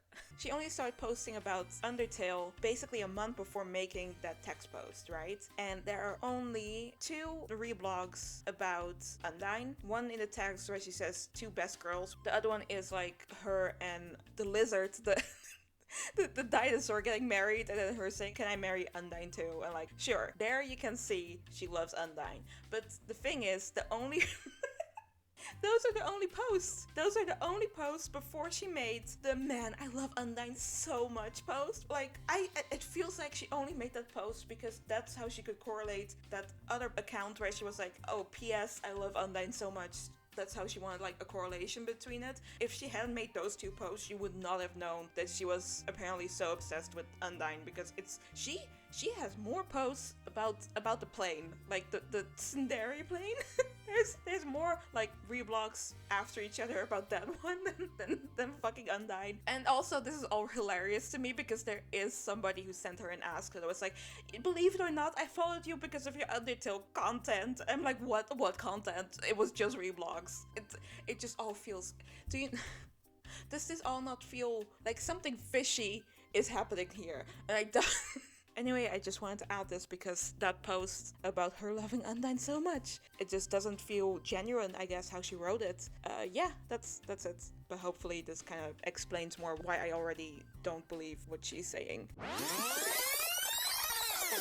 And so we're back where we started. From here on out, her blog is not only focused on Undyne, but also on answering a lot of questions, which only ramped up after her interview with BuzzFeed on the 7th. Her Tumblr was mentioned throughout the article. She soon became flooded with asks to the point that she couldn't keep up with them and couldn't answer all of them. Through these asks, we get to know that she actually regretted writing the fic for many years, and also that Tumblr user Tara Gilesbie, who we talked about before, was just someone pretending to be her. Look at that, full circle. Symmetry, my friend. She's also worried her publishing company will blame her for being outed as the author against her will, as she's been keeping her mouth shut for 2 years. Again, this doesn't add up, as she herself implied to be the author, and when people found her blog, she hardly did anything to deny it. And this isn't just a one-time occurrence. Many people say how sorry they are that she got outed as the author, and so this narrative gets pushed even further. There's some other things she says that show a few inconsistencies, but nobody picks up on them for now. But besides all of that, Rose Christo has this amazing book deal. Her Tumblr is getting so much attention, and people are even reading and enjoying her other work. She's unbothered, moisturized, happy, in her lane, focused, flourishing. Truly, Rose is thriving. But here's the kicker. In that very same month, everything would start to fall apart for her as well. Enter Kiwi Farms. On September 26th, a Kiwi Farms user made a thread about Rose Christo and how he didn't believe her story. He also reveals that Rose's brother is a member of the forums as well, under the username Dawn Dusk. In a now logged thread, he already started to explain his side of the story and joined into this new one as well, saying he would basically answer anything they wanted to know. He answers these questions over the period of several days, and it is here that we find out that Rose isn't even Native American in the first place. She thinks she's indigenous because of her grandmother, who says she's Native American because she was born in America. He also reveals that Christo isn't her last name, but like a derivative of the original last name from their father's side, who was not Native American, but instead Greek. Rose is also not her first name. It's actually her second name, and she went by Terry when she was younger. He talks about his childhood with Rose, and it's clear from how he writes that he doesn't want anything to do with that side of his family. He seems to want to distance himself from that whole ordeal and says stuff like the mother and the grandmother instead of my mother and my grandmother. He starts off by saying that mental illness runs in their family and that all three women struggle with it. He also says that the grandmother isn't as good as Rose says she is, and that she's actually a manipulative drug addict who abused their mother. And according to him, the abuse Rose mentioned in her stories actually happened to their mother. Despite their history together, the mother moved into the apartment below their grandmother after she got married. It feels so weird talking about somebody's family drama like this, but like, it matters. We'll get there, I swear. He also mentions that the 7-year age gap in the memoir is a lie, and that it was actually a 4-year age gap. He speculates that she changed this just so that the story would be more dramatic. Their mother had trouble regulating her emotions, which only got worse when her marriage ended, and they lived with her for 7 years afterwards, and had to deal with her outbursts and repeated rants practically every day. He says that in this time she never physically harmed either of them, but did emotionally, and that she afterwards never apologized for that. They would spend days with their grandmother, and Rose had a much stronger bond with her than he had, to the point where she and her grandmother would have private conversations where he was excluded. He once overheard their grandmother telling Rose that their mother had recorded her being assaulted and that she couldn't remember this due to trauma and being so young.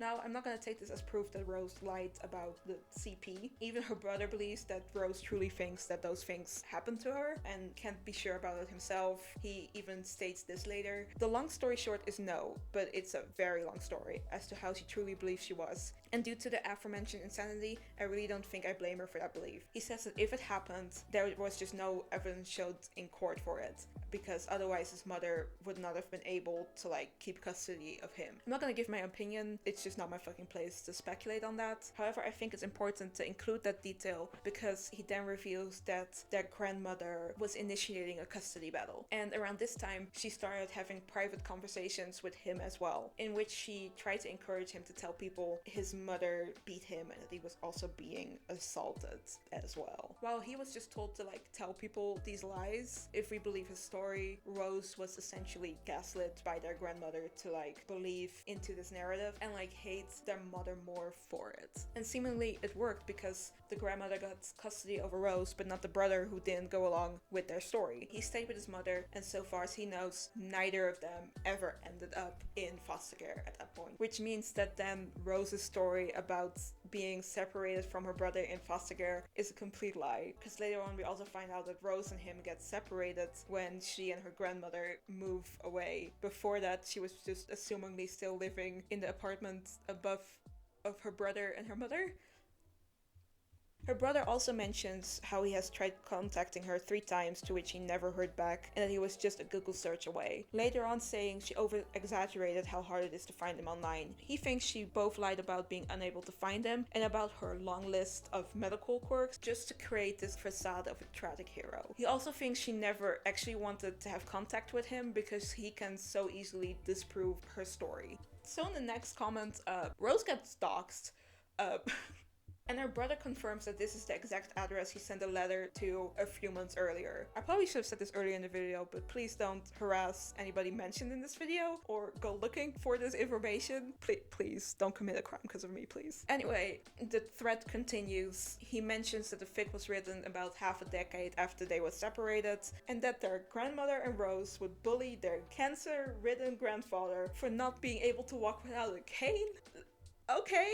He also tried to get in contact with Vox, BuzzFeed, and The Guardian, but they all ignored him. So at this point, Rose becomes aware of the threat and starts frantically tweeting about the situation, making post after post while never directly saying it's about her brother. Because of that, people assumed this was more to save her own image than anything else, and she was just trying to get sympathy. It's an absolute mess to get through, but she does state that she never received a letter from her brother. She also talks about why she couldn't find him, saying, "They're all fucked up aunts, uncles, we come from a familial cesspool. They found it exciting not to tell me where you were." Her mother was no use either, again telling her that he wasn't even alive at that point, and so Rose sucked it up and asked Aunt Loretta, from whom she also did not get an answer either. So on the 28th of September, the brother gave out an email for Rose to contact him on, and this is the point where people start to realize that Rose is seemingly taking down links and deleting information on her Tumblr. At first the changes were small, now saying she also has a Smashwords, Amazon, and Fiction Press account, and then she also deletes the explanation from where her father is from. But then on the 30th, all her FAQs are gone. On the same day, she posts a long story about her grandmother, which she was told to take down before, but she never mentions by whom she was told to do that. The timing of it just makes it seem like she posted it just as some sort of evidence for her side of the story, because it's a stark difference from how her grandmother is being portrayed over on the farms. I can think of anyone I trust more, anyone who deserves more happiness than she does. She explains how her parents never stepped up and that her grandmother has basically been the one to take care of her and her brother by housing them and putting them through school. The custody battle happened when she was 12, saying that her mother admitted that physical and sexual abuse happened. Her grandmother was fighting to keep the siblings together, despite also having to take care of her invalid husband, which is completely different from how her brother remembers both of them actively bullying the man. During the court battle, she says a man came to their grandmother's house and that she heard him say, "Make this stop,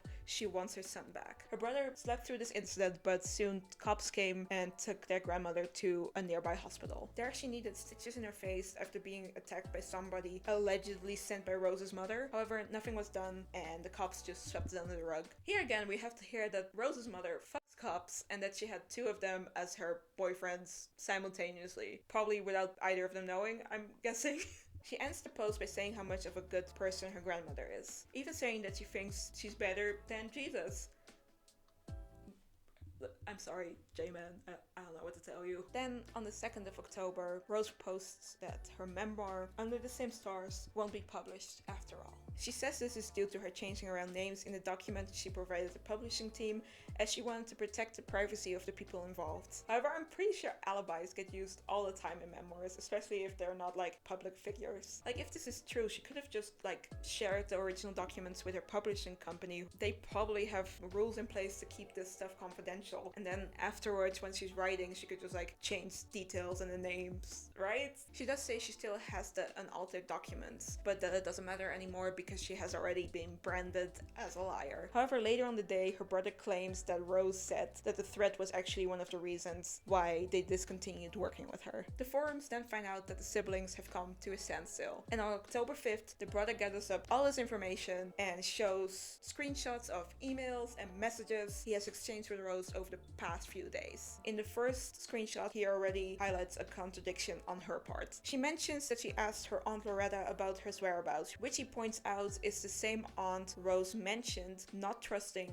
on Twitter, and that he also doesn't know much about her himself either. She explains she changed the age difference in the memoir to protect his privacy and added a screenshot of a photocopied email she tried to send him in 2005, but he does not recognize the address it was sent to, speculating it was used in the custody battle. She also sends him the restraining order she made against their mother, which he takes as enough evidence of her identity. He's angry about the entire situation and wished their first exchange in 15 years would have been a happy one, and confronts Rose by asking how she was able to find this threat so quickly while struggling to find him online. To which Rose answers she only found the thread through a Tumblr ask. He also asks why she thinks she is indigenous instead of just like, you know, a white person with European heritage. Her strongest argument was that she had spoken to their father, who said she wasn't his. He retorts that they both know why he would say this, even if it wasn't true. He's trying to avoid potential child support. Her other argument is that on the night that their father left, which happened before the brother was born, her mother was yelling at him that he wasn't the real father. Also notice how she doesn't mention her supposed indigenous father side of the family, despite having mentioned before that she knew them. Like, even in her old blog post, she mentions an Uncle Sam. Apparently she knew them on first name basis. Like, why would she not mention that to her brother to like prove that she's indigenous when he is asking about that? Rose says she did end up in foster care for a bit, but that this was long after their separation and due to her own behavior, not due to their mother or the court case. Because of this, I think it's also hard to believe that she even ever searched the 5 boroughs of New York to find her brother at any point. Because again, after the custody battle, she and her grandmother just moved to another state. Then we finally get an explanation of how My Immortal fits into all of this. When FF.net was popular, Rose and a friend rolled My Immortal as a troll fic, and when it blew up, she decided to search in the forums for her brother, as she thought he would be writing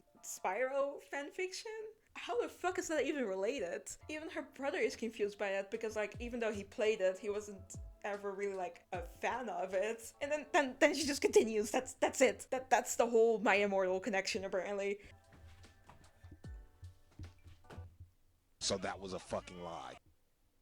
We'll get back to that, I swear. But let's just finish the whole Kiwi Farm saga, okay? She explains she used Rose Christo as her author name in hopes that he would realize it was his sister who wrote the memoir, to which he repeatedly told her how would he be able to know it is her when she's saying she's Native American, not Greek, with the first name Rose, when he knew her as Terry when they were growing up together. Rose went mentally downhill after the separation, and her brother does feel sorry for her, but thinks her repeatedly saying how important he is to her is just a defense mechanism. Throughout their correspondence, Rose avoids answering some of his questions. She says it's because her responses get so long that she forgets, but he is starting to notice like a pattern when it comes to him asking questions regarding the memoir and her heritage. She also asks if he's still in contact with their mother. Not for her, of course, but for him, because she's worried.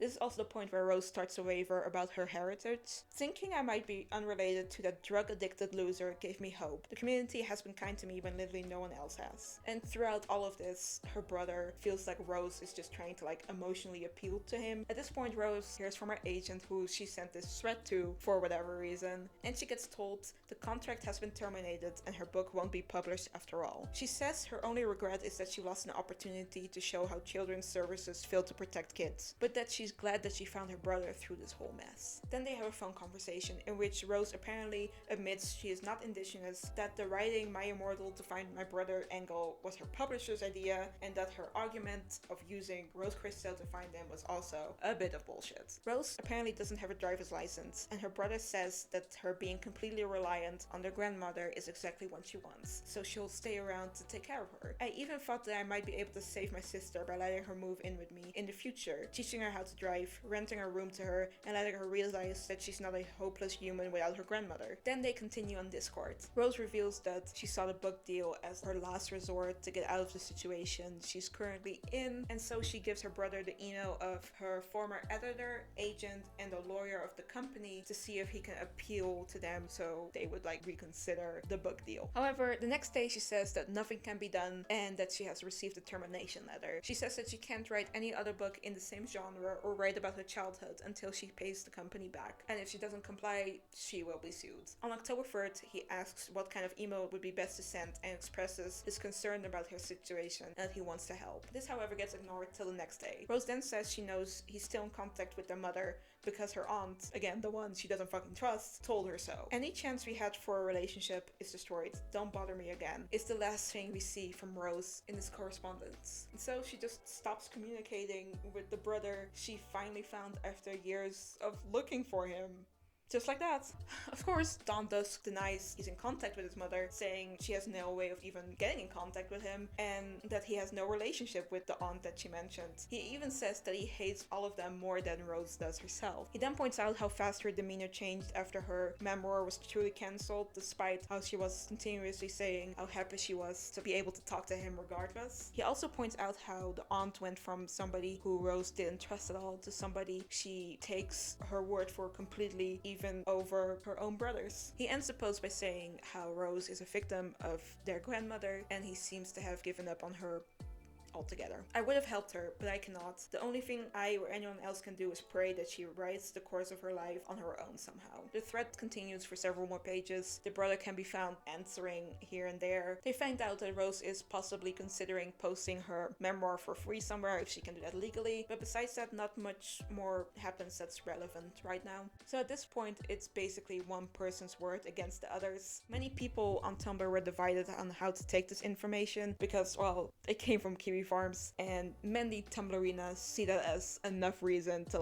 not trust any of it immediately. This is because, in general, Kiwi Farms is not seen as the most trustworthy source to get information. This is mostly due to its reputation, but it's also because Tumblr and Kiwi Farms are basically antithetical to each other. Why did I add that word when I can't even say it? Kiwi Farms has a more right-leaning user base, while the user base on Tumblr is more left-leaning. The forums enjoy making fun of lolcows and snowflakes, while on Tumblr, those type of people are more accepted, I guess. On the forums, they value anonymity, while over on Tumblr, people are far more willing, too willing in some cases, to open up about their personal lives and their struggles. I'm just trying to lay out the differences of the sites, but to be honest, there are also a few similarities. Both communities seem to be very tight-knit and just constantly have big circle jerks going on. Both want to hear people validating and agreeing with their beliefs, while also owning the other side as well.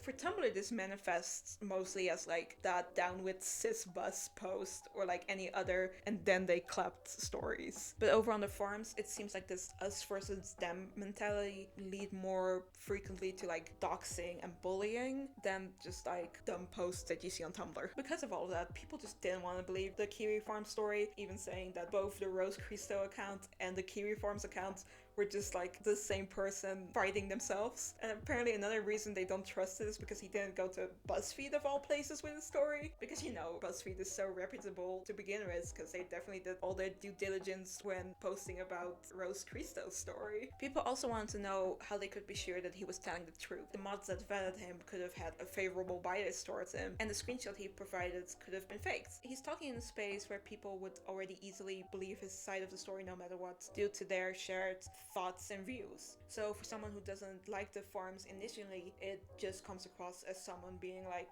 blah blah, mentally ill, traumatized women, am I right, fellas? And then like getting a standing ovation for that. But here's the thing, we do actually know how he got vetted. According to a movie pilot article, he showed the mods a Facebook page with his name on it that was several years old. And like without any incentive, other people on the farms also did their own research, like finding her address, which he then on his own confirmed that it was the same that he knew about.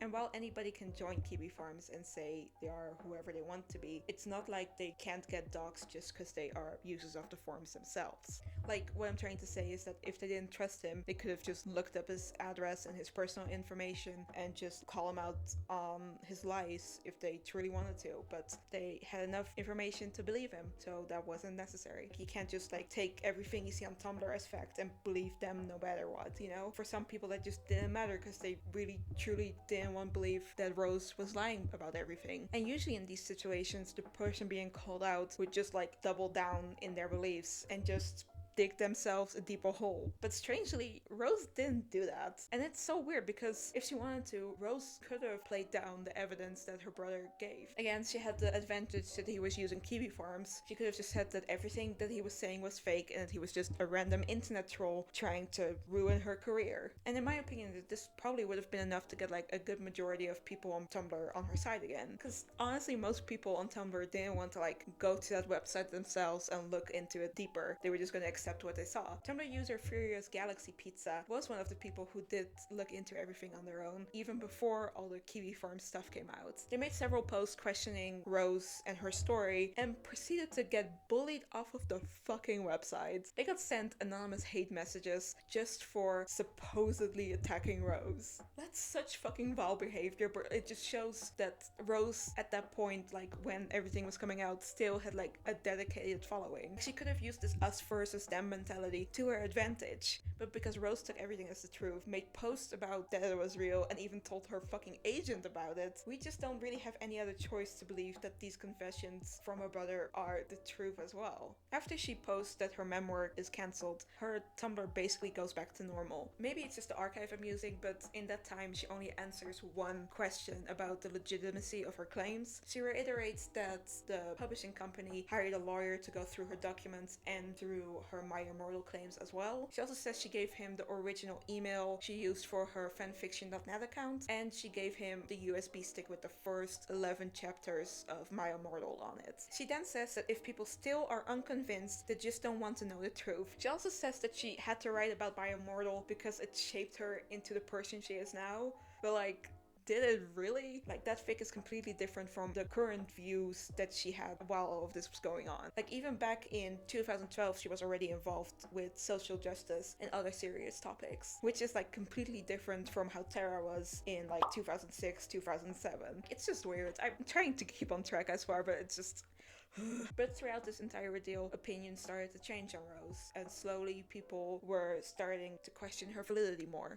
Like Tumblr user Furious Galaxy Pizza, they probably made the most circulated post about Rose's claims. And then there are other users like an Eridan and Pora appreciation blog and Pop-Up Maru. They made like summary posts about what was going on Kiwi farms for users that didn't want to like go there themselves. These posts even added stuff like, please just read what he has to say. My heart goes out to him. Learn what your new faith did to her brother before you mourn the loss of the book she wrote about supposedly loving him. Stuff like this was added just to make people at least give the information a bit of a chance. Rose then spoke up about this situation on October 7th and started a text post saying, hey guys, I'm still around. Don't you just love like the casualness and the slight guilt-trippy vibes of that title? She acknowledges that people know about what her brother has been posting and so wants to tell her side of the story. She gives a link to court documents and letters from her mother, and the first document of that is the same that she showed her brother as well, which he then showed on Kiwi Farms. Here she states that they originally already had her mother's last name censored, which I believe means that that's the version she sent to the lawyers. But that doesn't line up with her other post where she said she changed the names completely. So Whatever. She says that social services was called on her mother by her school's principal when she confided in her about her past. This happened when her brother was 8 and she was 12, and their grandmother got temporary custody over them until the court decided to have her brother go back. She wrote her memoir to figure out why that happened. She then goes into her reasoning of being indigenous as well. If I'm to believe anything my mother ever told me, it's that my biological father is a Cree man she worked with and had an affair with. She said he's from Box Elder, Montana, and that's it, by the way. Again, she just takes the words from her mother, who she hates and mistrusts, and who abused her throughout her entire childhood. But here's the ironic thing. The next thing she writes is that she can't trust anything that comes out of her family? Does that not negate everything she just said about her heritage then? Also, wasn't she told that while her mother was yelling it at her father when he was leaving? And also, she had been saying she knew her father's side of the family. Like, what? That had to be then a complete fucking lie. Okay, whatever. The interesting thing here is that Rose now starts using some of her brother's arguments for her own side of the story, saying that a lot of mental illness runs in the family, and that it was actually her brother that got gaslit by their mother to mistrust the grandmother. And that's again despite the fact that her brother had stated multiple times that he hated his mother and doesn't want anything to do with her. Her last paragraph is about My Immortal, saying to come to your own conclusions on that, but that it was the marketing team who wanted it to be the focus of the book. She gives an email address, the date the fanfiction.net account was registered, and that she was around 16 when she and her friend wrote the fic. After that, she starts answering questions again, but these are much more critical about the whole situation. Someone asked why she immediately stopped communicating with her brother after she saw a recent picture of him with her mother, if she truly had searched for him for so long. They also note how she just didn't ask him first about it either and just burnt the bridge between them immediately. She says that her brother told her that he ran away when he was just a child, but that this picture showed her that that was a lie. She also became suspicious when he at first claimed not to have remembered their grandfather and later on did. The same person remarks that both of them are failing to see that they're being played by this family feud, and that shouldn't be the reason for them to lose contact. Rose just says she needs time to think about it due to what's happening over on the forums. Another person takes her side, but says she shouldn't blame her brother for how he feels if he has been manipulated by their mother for so many years. And then in the next post, Rose completely backtracks her foster care stories, saying that she was not the person who wrote the summary of the book, and that it was actually about her being taken away from the mother and not him. Rose, what about all the times you talked about foster care then? What about that then, babe? Why are you using it to make your own story more dramatic? One more person says that she shouldn't let her mother get in between her and her brother. And the next day, on October 10th, 2017, her Tumblr and Twitter are deactivated. Before deleting her blog, Rose still maintains that indigenous children are still the most marginalized group in the US and that the foster care still fails them. Which, of course, is true. But boy, did neither of those things happen in this story. After this, the blog gets into the hands of somebody else, and about a year later, one more text post pops up, which is a rundown of the entire ordeal that was rosechristo1.tumblr.com and her lies. I'm gonna fill up my glass. So all of that was a lot, but now that we know the entire timeline, we can take a closer look at Rose's story, because while I already told you some of the inconsistencies, there are a lot more. So, cheers. Let's start with her fan press account, as this is the evidence that started it all. Here's the thing, it could have easily been faked. This account has never been seen before, and the only thing that actually made it look genuine was the time that it was created. This could have just been like an old fan press account that Rose already had, which she then just renamed to resemble Tara's name, and then added a description to like go with the vibe. And even if she hadn't changed the name, the whole like XXX whatever was like really common back then. Also, My Immortal was originally only posted on fanfiction.net. Nowhere was a fan press account ever mentioned. And like, wouldn't you think that if this was truly an account of Terra's, that Encyclopedia Dramatica wouldn't have found it? They dug deep and they just never found this account. How would that even be possible? I looked through their article on this whole topic and it was never mentioned. If those lads were able to find all of the other accounts that Terra had, why not this one? Because apparently it just said it was hers in the description. Probably one Google search would have been enough to find it. And also, if she was truly Terra, why did she never mention these these accounts that were found by ED before. If she had posted on any of those, it would have been far more believable. And also, again, she was never outed as the author either. From the start, she was implying she was the author of My Immortal, even after she was supposedly told not to by her publishers. Also, if she truly wanted to keep her identity hidden, why did she add that she uses her real name on Tumblr, and also add that she loves Undyne Undertale so fucking much? In my opinion, that was just added there to give them an easy link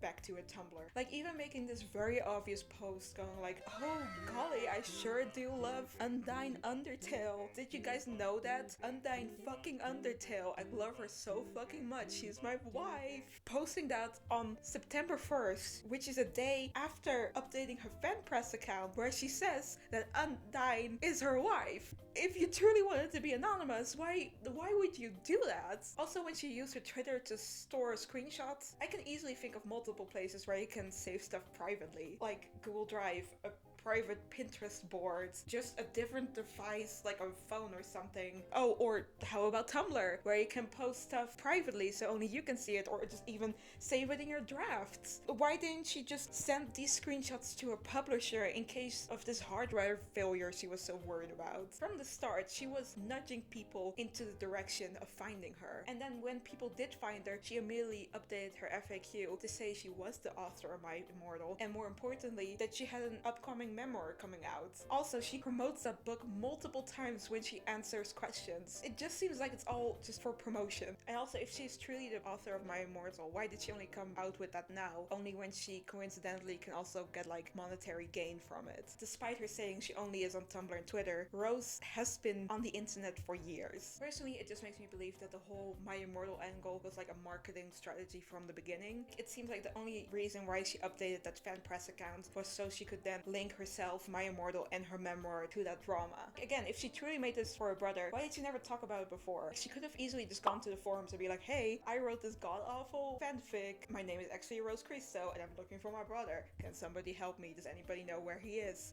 Also, how the fuck does writing a fanfic under a false name even help with that to begin with? Just saying it out loud, it just doesn't make sense. Also, another contradiction Rose makes at one point is that she doesn't think of My Immortal that often, and that she also wanted to forget that it existed due to the rift that it caused between her and Raven. But then later on, she says that My Immortal shaped her into who she is now, and that it was a big part of her teen life. But doesn't that also contradict her claim of writing it to find her brother? If that was the true purpose, why do you want to forget it? Just because of a fight with her friend? Like, she also says she never gave up searching for him, but when something goes wrong in her personal life, she just stops updating this fic she wrote specifically just to find him, and then tries to forget about it? My Immortal is basically the most notorious fanfic ever written. If she had used the hype that it still had back then, and in her final update posted about wanting to find her brother, I'm sure people would have wanted to like help her or something. At least she would have gotten the attention that she wanted from it. She just can't keep her story straight. Like even her URL story where she once said that Rose Christo was already taken. It's a lie. It's a lie. I know it's a small thing, but she literally had rosechristo.tumblr.com. It was linked in her old Goodreads account. Why did she say it wasn't available and it was from somebody else? It's just, and it just keeps going. She said she had a falling out with Raven, right? But then waxes poetically about her when she got asked about her and said that she had a crush on her when they were writing the fic. She even says, I hope you'll fall in love with her too. If anything good comes out of this mess, I want it to be dead. What about your brother, Rose? What about the failures of foster care system that you want to talk about? Are those more important?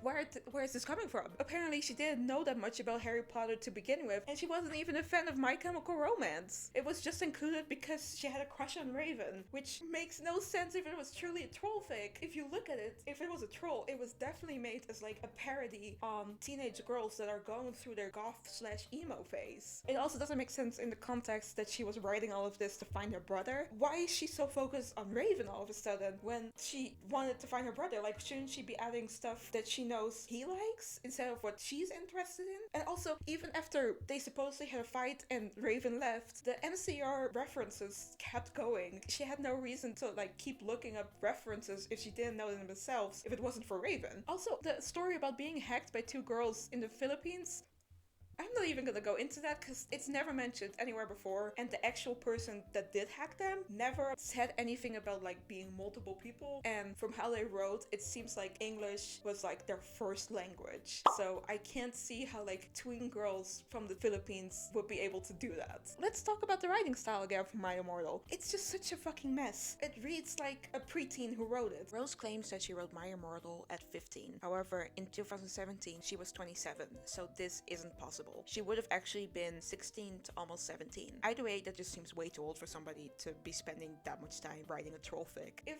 My Immortal was so important to her, wouldn't you think she would like remember the actual age that she wrote it at? It just doesn't make sense. The immaturity of the fic clashes completely with the worldview Rose seemed to have had 6 years after the fic was made in 2012. And I know that's a long time, but at 16, I'm pretty sure she would have known that some of the things she was writing were not okay, even as a joke. Especially since she went through some horrible shit herself. All the weird pedophilia themes in the fic as well. I guess you could say it's like a weird coping mechanism, but I just can't believe that someone who went through that trauma and then also going through family court and also having to deal with the fear that those things might still be happening to her little brother who's still with her childhood abusers. I just can't see someone like that just casually writing about pedophilia even if it's a joke. And that's also why I put so much emphasis on the problematic shit in the fic earlier on, just to show how weird it is to want all of that actually tied to your name professionally as a writer. And this is even more the case for Rose herself, who's saying she's a queer, traumatized, indigenous person. And let's talk about the homophobia for a bit. She says at one point she knew she was attracted to girls around the age of 5 or 6, but then at 16 makes a comment saying that Raven is her girlfriend, but ill, not in that way. She says that she was just in her I'm so straight face when all of this was happening, which I guess would then explain that away, but that shouldn't explain away why she portrayed 2 gay men as groupers on top of everything else. And then we haven't even talked about the glamorization of self-harm and the weird racial stereotypes that you can find in the fic as well. Like, it just carries so much baggage and connotations to it when you just think about it for just like a second. Yes, it has notoriety, but is that enough to like ignore all the blatant bigotry that's just found throughout the entire fic? And also, again, how does any of that help with finding your brother? At one point, somebody asks about the genuineness of the fic itself, to which Rose responds that it started out as genuine, but quickly turned into a troll fic. However, again, this falls apart very quickly. Rose wrote a book when she was 11 called Someone Else's War. This book is about 2 Muslim brothers who are living through a civil war in Uganda. The younger brother gets kidnapped by the Lord's Resistance Army. His older brother also joins the army to find him and then slowly forms a rebellion with other child soldiers in his regiment with the goal to like not use lethal force to invoke change. That's an intense fucking story to write as an 11-year-old. Like, how would you go from writing something so serious to writing My Immortal's first 3 chapters genuinely? Here's a quote from Someone Else's War. They can desensitize you, reprogram you, beat you, rape you, put the fear of God in you, but they can't kill your kindness. They can smother it, but it always comes back. I've seen that. Whether you're with them months, years, or even weeks, they can't kill kindness. And then here's the first sentence of chapter 1 of My Immortal. Hi, my name is Ebony Darkness Dementia Ravenway, and I have long ebony black hair. That's how I got my name. With purple streaks and red tips that reaches my mid-back and icy blue eyes like limpid tears. And a lot of people tell me I look like Amy Lee. Author's note, if you don't know who she is, get the hell out of here. I'm not related to Gerard Way, but I wish I was, because she's a major fucking hottie. Like, how could that be genuine? How can her writing skills have degraded so much in just 5 years? And this bit of dialogue also already shows that she knows how to deal with sensitive topics when writing, and also seems to be aware of homophobia.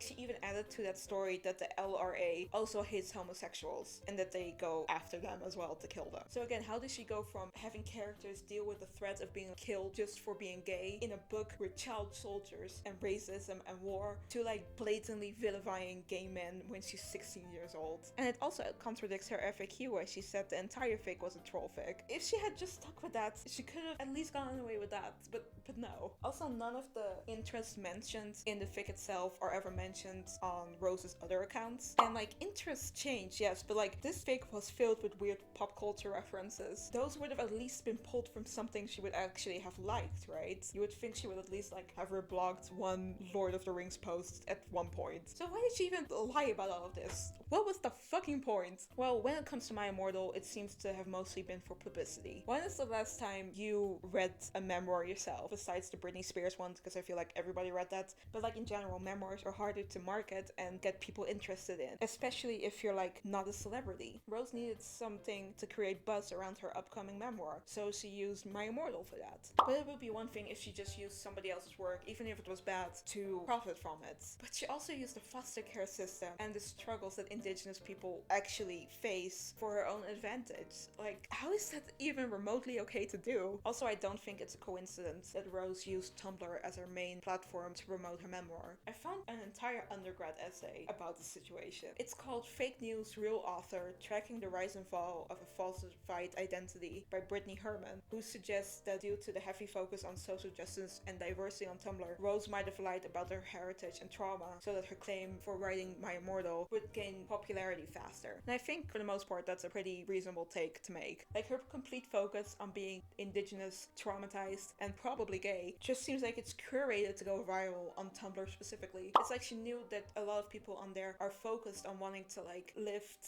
minorities up and help them, and she just tried to take advantage of that, which then also makes her first action on her blog being the making of FAQs about being indigenous and having a traumatic past just kind of seem calculated when looking at everything else that transpired. Also, Tumblr is heavily involved with like fandom/fanfic culture, and they're much more accepting of like cringe fandom stuff like My Immortal, so it does seem like the best place to try to pull off a grift like this. And if she was just pretending to be queer just to promote a book, that would have been one thing. It would still be bad, but it would have been less bad. But what I'm saying is that didn't happen. She has been pretending to be indigenous for years. She published the Gives Light series on September 22nd, 2012, and that's also the same time she had a blogspot where she was posting about being indigenous as well. I think the true reason why Rose was trying to like distance herself from her old accounts, especially the Goodreads one, was because she knew they would mess up her book deal. Before her Tumblr, she was telling a completely different story. For starters, Rose at one point mentioned that her mother actually murdered her brother when he was just a baby, and that she was in jail for it. And why would you lie about that? Not only does this contradict the entire story she made over on Tumblr, it also contradicts the statement she made about a mother who never went to jail because she frequently fucks cops. Why do I have to keep talking about that? Also, in her Goodreads bio, she states that she's Lenny Lenape, something she deletes in her Tumblr FAQ later on as well, and that her grandfather was Shoshone, which from what I can figure out are two different Native American tribes from California and a big region centered around Utah. She also mentions that her indigenous grandmother has COPD, and at one point posts this entire huge post about going to the Gathering of Nations with her friends and family, mentioning multiple indigenous cousins and her grandmother and aunts and uncles. But who are these people, and where did she get this information from when she admitted that she doesn't even know her father's side of her family, when she said she only knows she is indigenous because her mother told her so, and they can't be family from her mother's side because her mother's side was specifically Irish travelers. And this is also not the only time she lied about her heritage either. When I was doing research into her old accounts, I came across this now defunct WordPress blog called Crunching and Munchings. It was focused on reviewing young adult books. On this blog, you can find both a review for the Gives Light series and also an interview from January 8th, 2014 with Rose herself, where she has this to say. It was my grandpa's grandpa who escaped the Bear River Massacre. My grandpa, Kokum's second husband, he was born in the Saline Valley, which California snatched illegally in the 1950s and only returned to the Panamint Shoshone in increments long after he passed away. He died without getting to see his home again. She literally went from supposedly knowing who her great-grandfather is to saying she only believes she's indigenous because her lying mother told her so. I can't be sure, but that drastic change gives off the vibe that she's trying to shift blame onto somebody else if people ever found out the truth. But like, the worst part of all of that is that Rose exploited real actual native history here. The Bear River Massacre was a real thing that happened in 1863, where native people were actually murdered. She's a white woman using tragedy that happened to people of color to gain sympathy for herself for an interview. It's so fucking frustrating.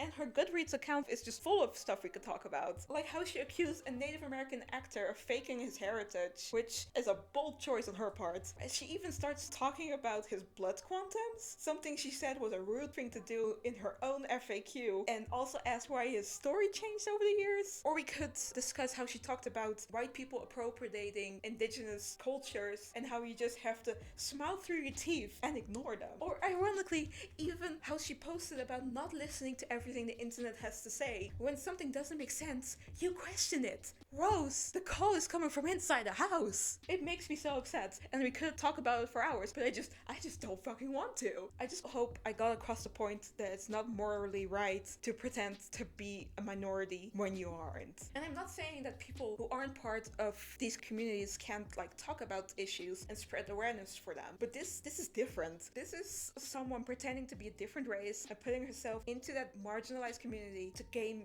sympathy and recognition for herself. It somehow both feels like exploitation and white saviorism at the same time. I'm just too dumb to put this into words correctly, but it just doesn't sit right with me. She could easily miscomprehend something and spread misinformation through the lens of white privilege, and through that also never fully comprehending what the experience of indigenous people actually can be like. One of those disconnects could even be seen with how she identified herself. Rose kept calling herself Native American when she insists that she was mostly Cree, and maybe this is different for Cree people living in the US, but the Cree are one of the largest groups of First Nations, the indigenous people of Canada, and from what I saw online, they don't really like the term Native American to be used for them. Of course, indigenous people can use whatever term they want individually, but the fact that she's actually white, but then doesn't use the terminology that's generally considered correct, just it shows the disconnect there, despite Rose being so deep into this lie. Or take her FAQ again, where she had this entire rant about how she doesn't like the term two-spirited, only to delete it later on just to say that it doesn't work for her. It doesn't matter that it doesn't work for you. You aren't indigenous. It isn't your place to say if it's right or wrong. This was also why I was so wary about the hyper-focus she had in her FAQ on the stereotypes and the low-key racist questions. My native partner has never heard of many of these questions, and I sure haven't either. I don't know, it just comes over as overcompensation or something. This is a white girl coming up with and typing out all these kinda racist questions to then disprove them to herself without being prompted to do any of this. Because remember, this FAQ was made before anything else on her Tumblr. And for what? So that she feels better about herself? I'm willing to bet she never heard any of these questions in her day-to-day life, let alone having to answer them herself. Maybe it's just me, but it just feels so unhinged from that point of view. Also, she's getting interviews. Her books about Native American characters are getting recommended in articles, and while that might sound small, if she hadn't done all of this, actual indigenous authors could have gotten those opportunities instead of her. And here's the last thing I'll say about this. Okay, so I actually have a lot I want to say here, but I just don't know how to articulate it correctly without sounding like an absolute ass. It's just that I feel like some of the points in Rose's story can be related back to actual issues that indigenous communities across Northern America deal with. Native people in the US experience murder,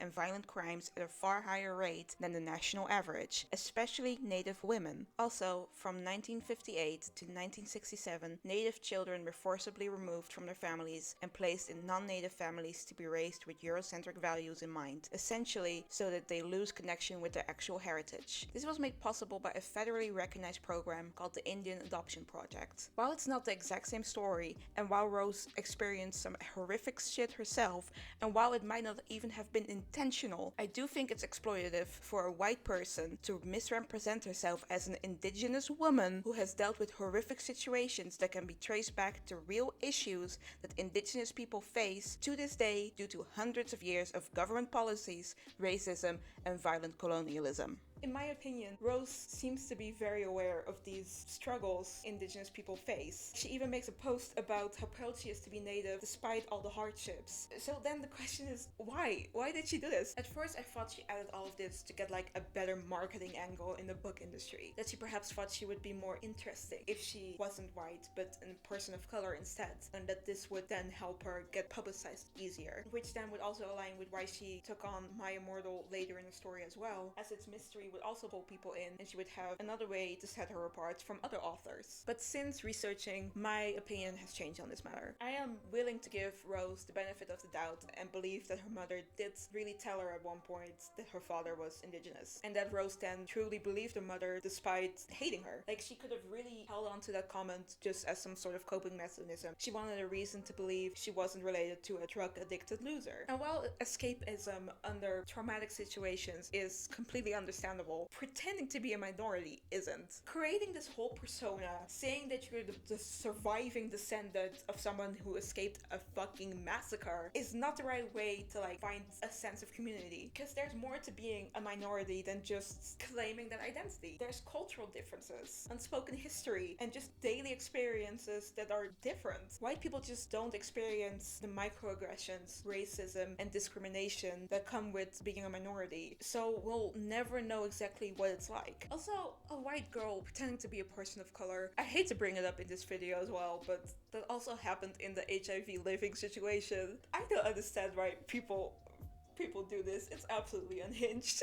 Like, they understand that minorities have it worse to like racism, but they seemingly can't see why it's then also wrong to use that fact for themselves to gain sympathy.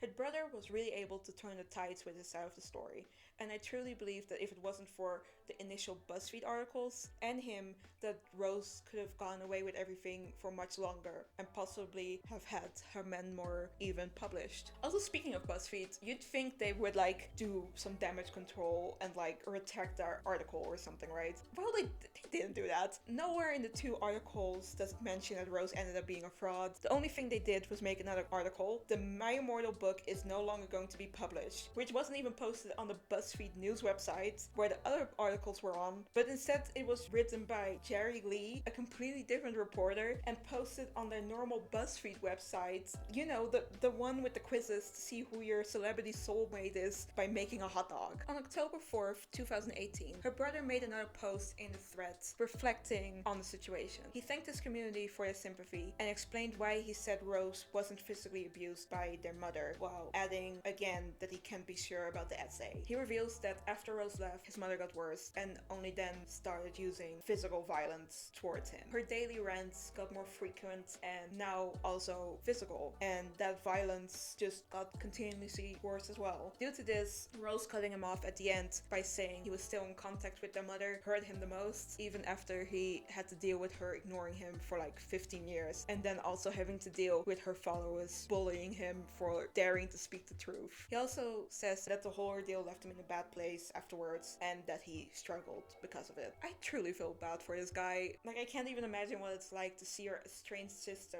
lie about your childhood together just for profit, and then also having to deal with a horde of her followers trying to like tell you that you're wrong for telling the truth. I really hope he's doing better after all these years and that he's been able to like leave all of this behind. So I want to make it clear, I'm not an activist or a journalist or anything like that. I'm just a dumbass with a YouTube channel, but since that the struggles that indigenous people face on a daily basis was such a big part of this video, I want to at least add some links in the description for resources that help different tribes and like maybe ways to educate yourself further on these topics. There are a lot more educated and informed resources out there than me, but I hope I can at least give you like a starting point. So with her book deal gone and her internet reputation in shambles, what is Rose Christo doing now? Honestly, not much. She's just gone out of the public eye at this point. Her last update online seems to have been on her Amazon page in 2021, where you can still find most of her self-published works as well. To summarize, she is too overwhelmed to go into detail about the situation, but she's very grateful for how kind people have been despite everything. She then states that she's recently been diagnosed with schizoaffective disorder.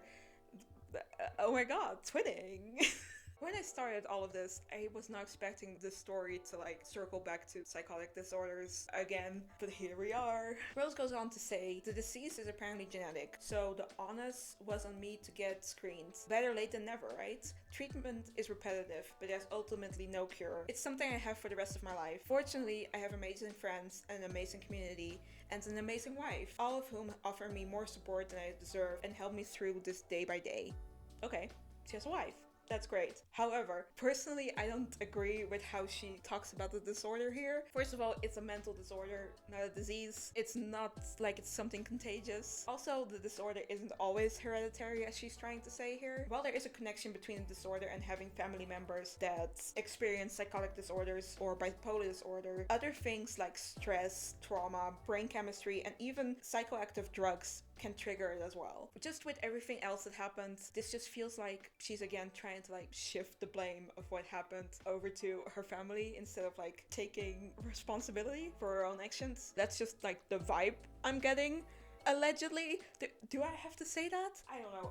Anyway, I'm not a doctor and I probably already said too much about this, so let's just keep going. She continues saying that people can stop worrying about her. She doesn't check her old email anymore, which is why she never responded to anyone. Amazon is the only place you can find her now, but she only recently remembered the password, and that's why she hasn't been on there either. It sounds familiar, but whatever. She continues to say that this is probably the last we'll hear of her, and that she hopes that mental illness in general gets destigmatized, as she wasn't aware how badly it was looked upon. Compassion is emblematic to the human experience. We'd be nowhere without it, is how she ends her bio. I'm glad she's getting help and that she has a good support system. Like, it's a difficult thing to deal with on your own, especially if you aren't aware of it and you have no way of reality checking herself. Having said that, I just hope she's not gonna come back and use it as a scapegoat for lying about her heritage and like everything surrounding that. Cause again, say it with me, your mental disorders should not be an excuse for bad behavior. I don't go around pretending I'm Trisha Paytas, so she shouldn't go around pretending to be an indigenous person. And that's it for Rose Christo's story on the internet. She seemingly hasn't published anything since 2014, so we can assume she's holding true to her words and we won't hear from her anytime soon.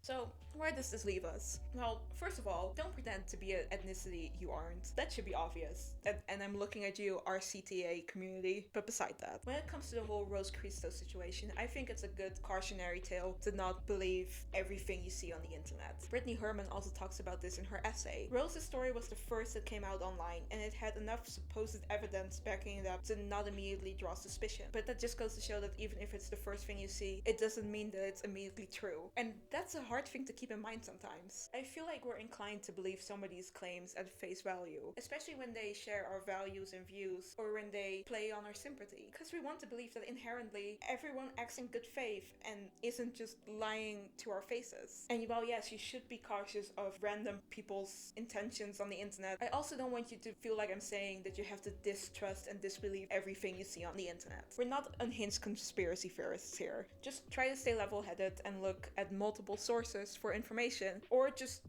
take stuff with a grain of salt. It's like how Rose said herself, celebrities and media are in a position to feed us literally whatever they want, and because it shows up on our television and in our newspapers, we assume it must be true. Question the questionable. Evidence can easily be faked, from fake edits to altered screenshots to full-on deepfakes and even AI now, I guess? I fucking hate it here. But yeah, what I'm trying to say is, it's better to just double check things, because Rose Christo's shenanigans just show that we, and even BuzzFeed, can be swept away by a captivating story. And for My Immortal as a whole, to this day people are still uncertain about if it was satire or genuine. But if you ask me, just let it be a mystery. No, please don't say it. Let it be a mystery. Oh my god. It's a nice time capsule of the internet itself, and it's also a cornerstone in internet fandom lore. The ambiguity surrounding the fanfic, the author, and even the intent behind it is what makes the whole situation so alluring. It's a mystery and it can be whatever you want it to be. Your guesses and conclusions are as good as mine. Doesn't that make it better in some way? It's like a good horror movie. It's better to show less to the audience so they themselves can fill in the gaps with whatever scares them the most. Oh, and my conclusion is that Tara was probably a real person, I think, because of the different profiles. Here's my theory. I think it was actually written by two twin girls, but that the account account was hacked even before it was mentioned in the author's notes. And from there on out, it was always just in the hands of trolls who just kept making it worse and worse. I don't know if that makes sense to anyone else, but that's all I got. All I want to know is what Tara thought about like Danger Days and the colorful aesthetic around it, and also her reaction to the MCR reunion tour, and if she believes the MCR 5 rumors. And if you believe Tara was a real person and want a more sympathetic look at this, maybe Tara was just a lonely girl who wanted a community to fit into. Back in the good old days of the 2000s, the world was a lot less accepting than it is now. So if you were an outcast, seeing goths being their authentic selves so opening is just like really appealing. So yeah, maybe she went into that whole situation with like the I'm not like other girls mindset and was more emo than goth because like that was more accessible. But like if she was already getting like bullied and excluded, can you really blame her? Maybe it was just a coping mechanism, like not a good one, but I can definitely relate to trying to grasp onto anything out of the norm just to feel unique in some way. Like imagine being her, feeling out of place in the real world and then finding something you really love and then discovering fandom and this whole new way of expressing yourself online without anybody really knowing you, only to then be harassed by people online because you just dared to be a teenage girl online. Like if you look at it that way, it could be seen as a lesson for all of us to just be kinder to each other. All in all, whoever Tara is, I hope they're living their best life. And I think it's safe to say that for now, the mystery surrounding the author of My Immortal remains unsolved.